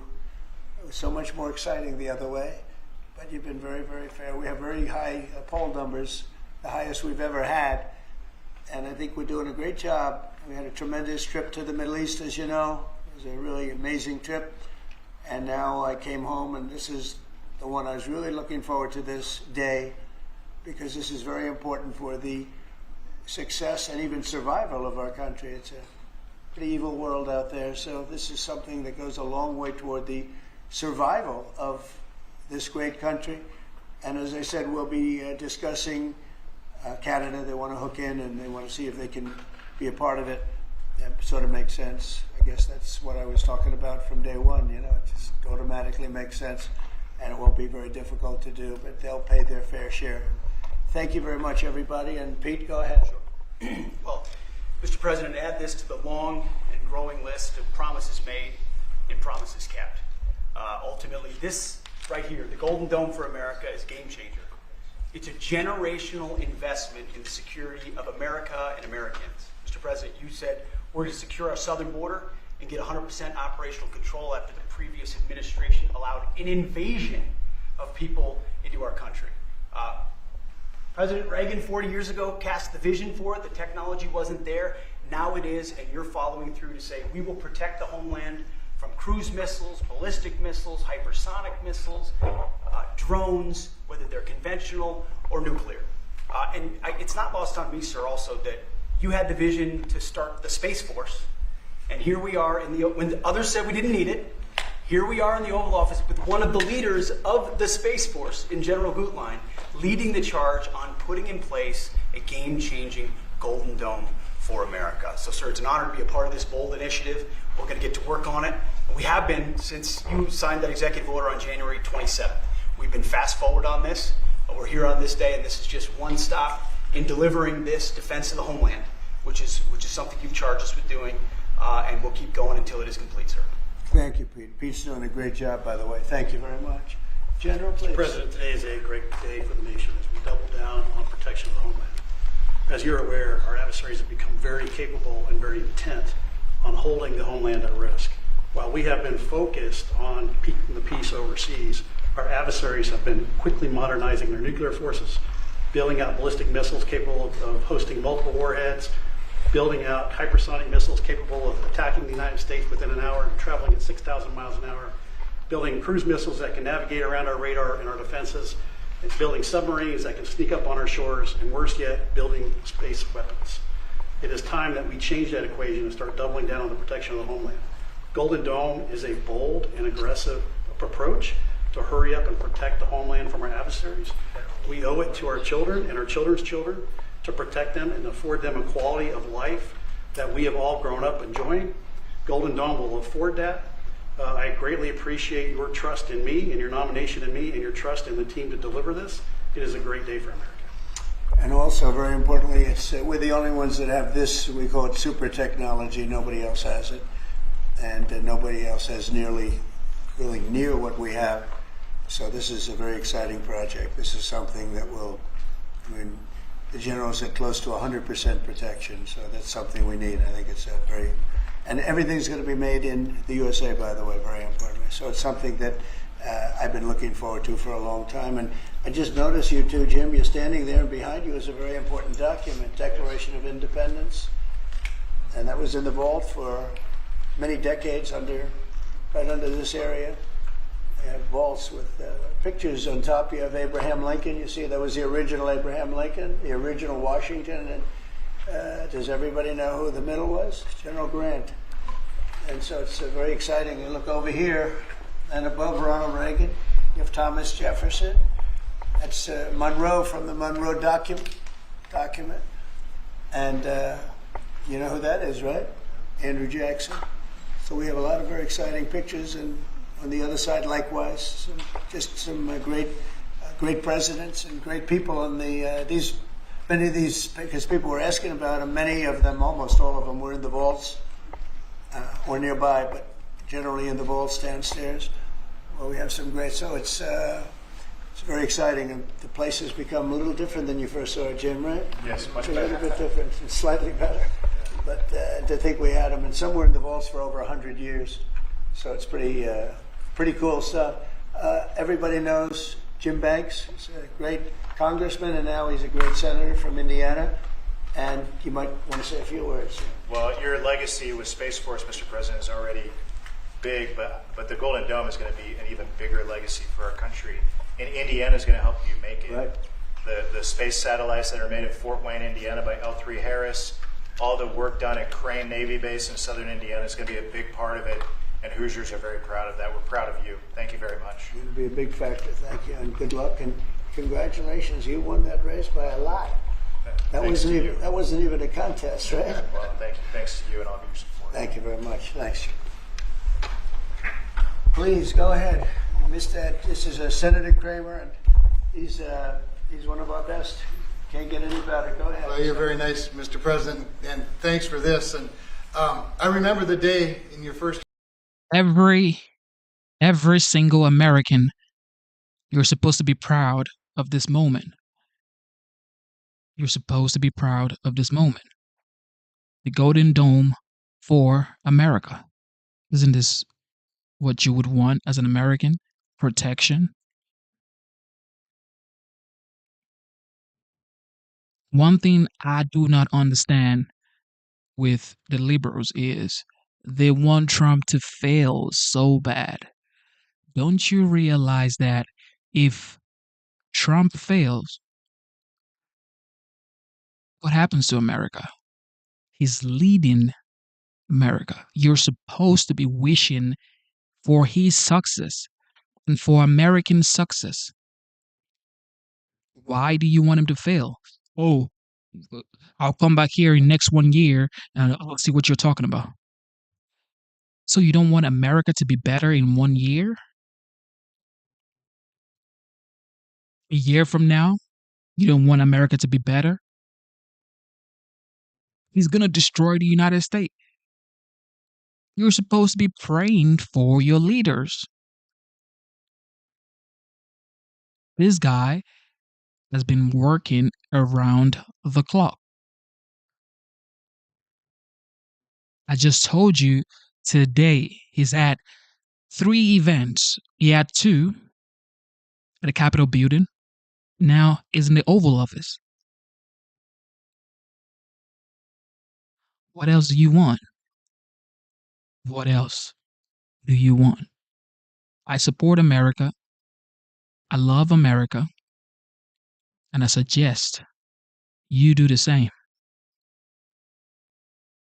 America first, baby. When you called it, I was a brand new baby freshman senator on the Armed Services Committee and said, you said, I want to have a Space Force. Would you lead the effort on the Senate Armed Services Committee? And I felt so proud thinking that you chose me, only to find out later no one else would do it.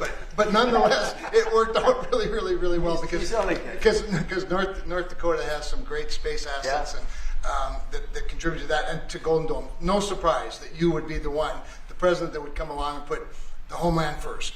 And this is just one more example of that. So thanks for this.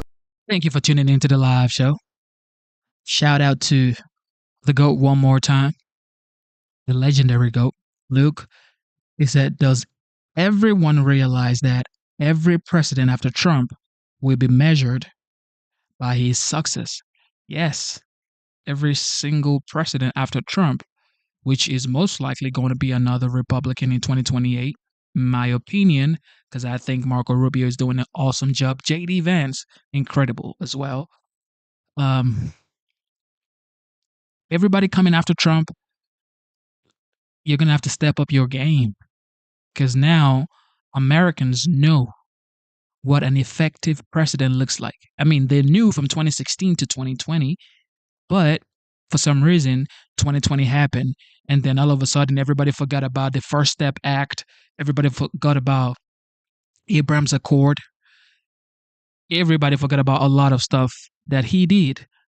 okay, opportunity zones because of 2020. Okay, that really messed up people's mind mentally, emotionally. People, a lot happened in 2020. So people forgot about what he did. But now, moving forward, the next president is going to face a lot because you're going to have to step up your game and your activity level.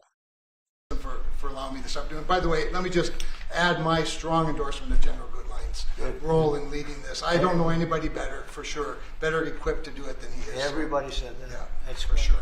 Dan Sullivan, Alaska, Senator. Thank you, Mr. President, and thank you for your continued leadership on missile defense. We were talking earlier how in 2019 at the Pentagon, you laid out a speech about the Missile Defense Review that had all these principles on missile defense you articulated then during your first term, and now the Golden Dome is all of that. So you're continuing to lead. We really appreciate it.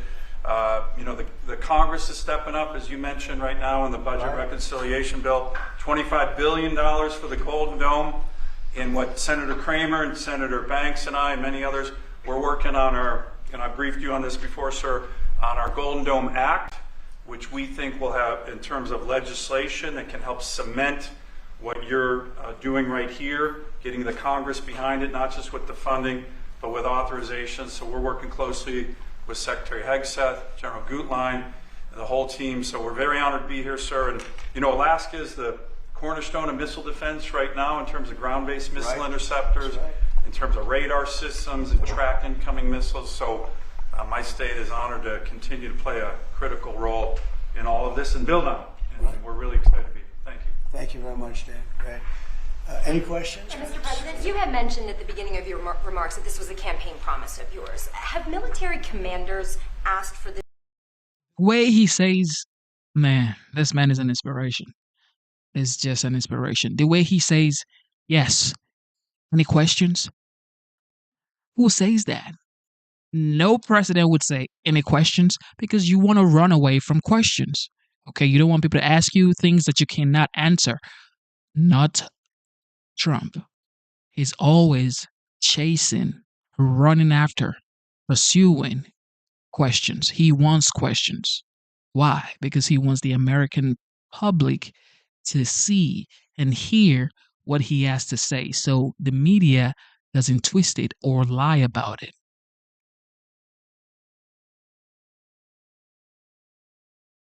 The OG, the 45th, 47th President of the United States. I am glad to be alive and to be in the United States during this great time. System specifically, because NORAD had said previously that the current system was adequate. So what does this get the United States Somebody said the isn't current already system is in adequate. before? There really is no current system. We have certain areas of missiles and certain missile defense, but there's no system. We just have some very capable weapons that hopefully we never have to use, but we have some very capable weapons. Now, this is a different league. There's never been anything like this. This is something that's going to be very protective. I think you can rest assured there'll be nothing like this. Nobody else is capable of building it either. Was it something that military commanders asked you for? Did they ask you to do this? Well, let me put it differently. I suggested it, and they all said, we love the idea, sir. That's the way it's got to be, right? But they want it, and they wanted it badly once it was suggested. I don't know if they ever thought they would be lucky enough to have it, but we were able to get it done, and we have all the funding, so pretty much tucked away. I think most people feel it's very important to have. Yeah, please. Thank you, Mr. President. When you first announced this idea, critics said it would be prohibitively expensive, potentially ineffective, and could trigger an arms race in space. What do you say to those critics about that? Well, they're wrong. It's about as close to perfect as you can have in terms of real production. I told you Canada wants to be a part of it, which be, fairly small expansion, but we'll work with them on pricing. We'll be dealing with them on pricing. They know about it very much. They've asked to be a part of it, actually. They've asked us to be a part of it. I think it's something that is great. If you can afford to do it, we can afford to do it. We took in $5.1 trillion in the last 4 days in the Middle East. And when you think about it, this is a tiny fraction of that. But we make it all here. We're going to make it all here. We have when I will tell you, an adversary told me, a very big adversary told me the most brilliant people in the world are Silicon Valley. He said we cannot duplicate, and we can't. This was somebody that I won't tell you who it is, but you'd be amazed. We have the most brilliant minds in the world doing this kind of thing, the equipment, the space, the computers, everything. But he said that we just can't duplicate what you have there in Silicon Valley. We never have been able to, and there's a very strong group of people and very strong minds, but they can't. So we have things that nobody else can have. You see what we've done helping Israel with that. You probably wouldn't have in Israel. They launched probably 500 missiles altogether, and I think 1/2 of a missile got through, and that was only falling to the ground as scrap metal. It's pretty amazing, and this is in terms of technology far advanced from that system. And just one follow-up on the adversaries. Have you addressed Russia's ventures in space with a space-based nuclear weapon and told Putin to stop in your conversations with him? We haven't discussed it, but at the right time we will. Yeah. Mr. President, with the goal of keeping keeping Americans safe with this, can you talk about the timeline? How long will this take to complete? We think it's going to be about a little bit less than 3 years, and we'll have a big phase-in very early. We're starting immediately with $25 billion. It'll cost about $175 billion completed, but we think in 2.5 to 3 years. Are you confident that you can get the funding needed from Congress quickly? It's amazing how easy this one is to fund. Some funding is tough and some is easy. When we say we're going to save everyone's lives in a crazy world, it seems to be very easy to get. Yeah, we've already spoken to everybody we have to speak to. Everybody's in, I would say, Dan, everybody's in line here, right? Yes, sir. $25 billion is a down payment in the budget reconciliation bill right now. Yeah, so I think Mr. President, on Russia, people actually love it. Mr. President, on Russia, are you worried about the reports on a military buildup along the borders towards Finland and Norway? No, I don't worry about that at all. They're going to be very safe. Those are two countries that are going to be very safe. And the secondly, sir, if I may, Volodymyr Zelensky is saying today that he's hoping for you to impose new sanctions on Russia. Are you considering that? Well, that's going to be my determination. That's going to be nobody else's determination. We'll see how Russia behaves. We see what's going to happen. We have a pretty critical time right now. I had a talk yesterday for 2.5 hours with President Putin, as you know. I also spoke to all of the European, or to many of them, leaders, but they were representing the whole. And I think we had very good conversations yesterday. Please. Thanks, Mr. President. What companies have asked to be involved in building this system, and have you decided on who will be building it? Yeah, I think I'll let you answer that. You can mention some of yours from Alaska's involved, and Alaska is a big part of it because locationally they're sort of perfect. I think that's your first line of defense in certain instances. And Kevin will tell you that his state's involved, but honestly, Georgia's going to be very big. Florida's going to be very big. They're all going to be very big. Jim, do you want to talk about Indiana? Yeah, in Fort Wayne, Indiana, where I live, we make all the space satellites at L3 Harris. Across the board, we're the top manufacturing state in the country. By the way, the tariffs have been very good for auto manufacturing. They've been so good. But this is going to be really good for the defense industry in my state. And there's so much money involved here. There are going to be a lot of American companies involved in making the Golden Dome. You might also say, you're talking about the tariffs. He has some of the biggest auto plants in the world moving into Indiana, only for one reason, maybe two reasons: November 5th and the tariffs. Okay, yes, sir. But the tariffs have driven tremendous business into this country. But you have one of the biggest in the world being built. The Honda Civics, right? The new Honda Civic made in Indiana. GM has added jobs. Eli Lilly moving pharmaceutical manufacturing from China to the United States, $27 billion. You go on. Thank you for tuning in to the live show. Once again, the legendary GOAT strikes again. Shout out to Luke for the super chat. He says, taking the same actions over and over, expecting different result is what liberals media is doing. Exactly. They did it in 2016, 2020, and they did it all through Joe Biden's presidency, pursuing the former President Trump 45th. And of course, we saw what happened. The mugshot, raiding his home, courthouses. While the campaign was going on. The fact that he's so cool, calm, and collected, I don't know how he does it, because really everybody would want to take their own revenge, but he's not. He's focused on prosperity. But with that being said, I'll keep going. The GOAT says, wait, do Democrat want Trump to win as much as MAGA? Which is, some people say, what is MAGA? MAGA is Make America Great Again. Okay? Shout out to the GOAT. On and on with good news in Indiana and across the country because of the tariffs. Our country was cold as ice a year ago, and now we have the hottest country in the world. This is the hottest country in the world. Nobody even close. If you look at even this last trip that I made, the respect that is paid to our country. We've went from being laughed at all over the world, and now we're the hottest country in the world by far. Dan, go ahead, please. Yes, sir, Mr. President. I think when you look at the system that you've laid out, it's an idea in your executive order of a layered defense. So you have initial ground-based missile interceptors, which are made by some of the big defense companies, Lockheed, Martin, Raytheon. But the beauty of your vision, Mr. President, is that it's layered, it's open architecture, and it goes up into space. So this is going to be some of the new defense tech companies that are very interested in it and can bring missile defense at a cost that I don't think, you said it, Mr. President, is unimaginable in terms of how much lower the cost is. So it's all across the board in terms of companies. Senator Kramer and I just met with a bunch of them last week that are interested in this. And you said it earlier, Mr. President, our technology sector is head and shoulders above any other place in the world, and they're going to be a key part of this, and I think that's why it makes it so exciting.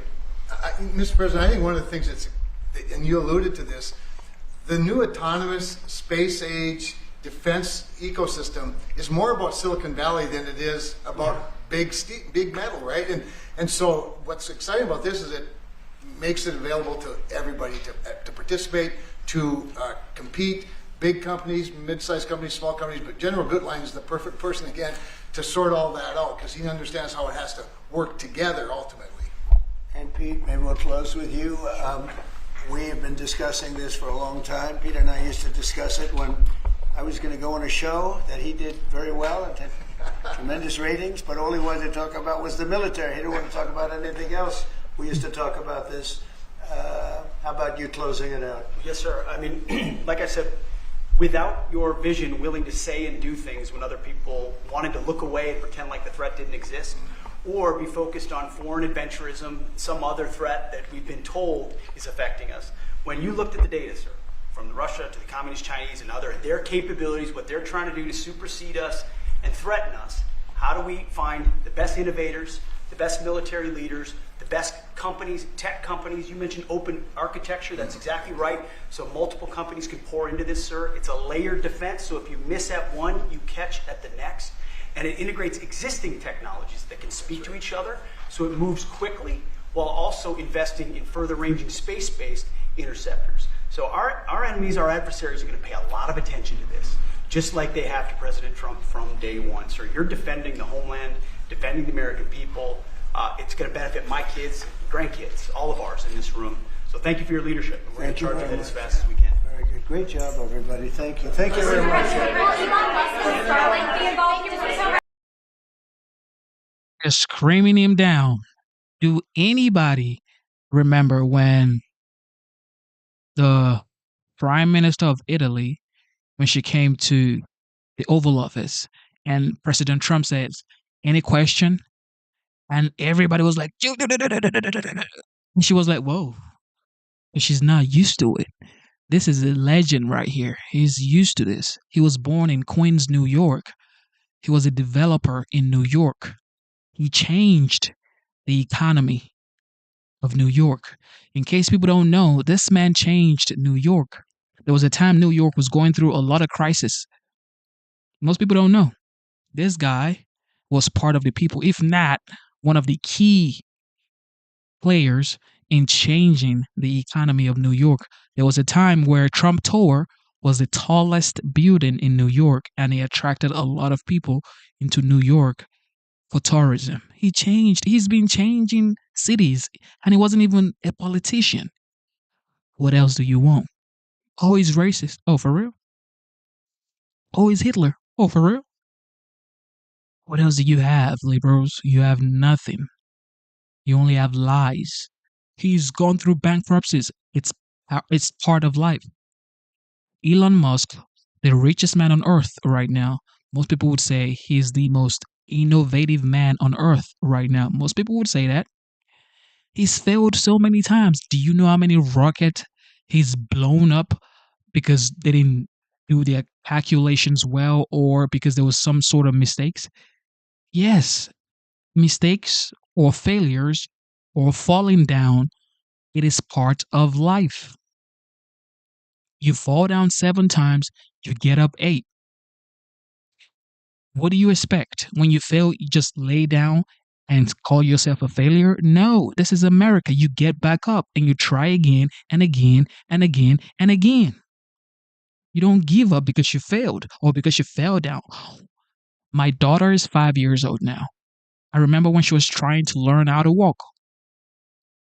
She would fall down. She would fall and fall and fall. And she would get up again, smiling and jumping and ready to get up again. She's like, but for some reason, when we get older and we fail, it's bad. No, failure is part of life. If you don't fail, how do you learn? Just imagine when your kid started learning how to walk and they fell 1 time, 2 times, 3 times. I say, I don't want to walk, mommy. I don't want to walk, daddy. No, they don't say that. They keep trying. And now they're walking, they're running, they're jumping, causing havoc in the house. That's what life is about. With that being said, thank you for tuning into the live show. Instead of looking for perfection, seek for consistency.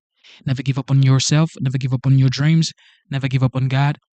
Believe in yourself. Believe in your dreams. Believe in Almighty God. Okay? God is the greatest. Shout out to our members. Luke, the GOAT, the legendary GOAT. Shout out to Luke one more time. Thank you for the super chat. Ellie, Ringmaster. Shout out to the moderators we have here. C. Shelley, Mr. Busky, Zyra's Garden. Shout out to C. Shelley. God bless you, C. Shelley. Shout out to the Bucket Master. He has buckets for liberals and your tears. Okay? So next time, make sure you grab a bucket from Mr. Busky. As a matter of fact, you can grab your bucket before you leave right now. Everybody, every liberal, get your bucket before you leave. Busky has it in surplus. Okay? God bless you. Shout out to the military members. Shout out to the veterans. Thank you for your service. You protect the homeland. You guys are the best. Shout out to the policemen and policewomen. You protect us every single day. Thank you so much for that. And shout out to every single person who tuned in. God bless you. God bless you. Thank you. And fathers, take care of your kids. Take care of your kids. All right. And with that being said, it is your boy Genesis. God bless you. God bless America. And I am signing out. We will be back. Don't forget that. Subscribe to the channel. Double tap your screen. And we will be back. Genesis signing out.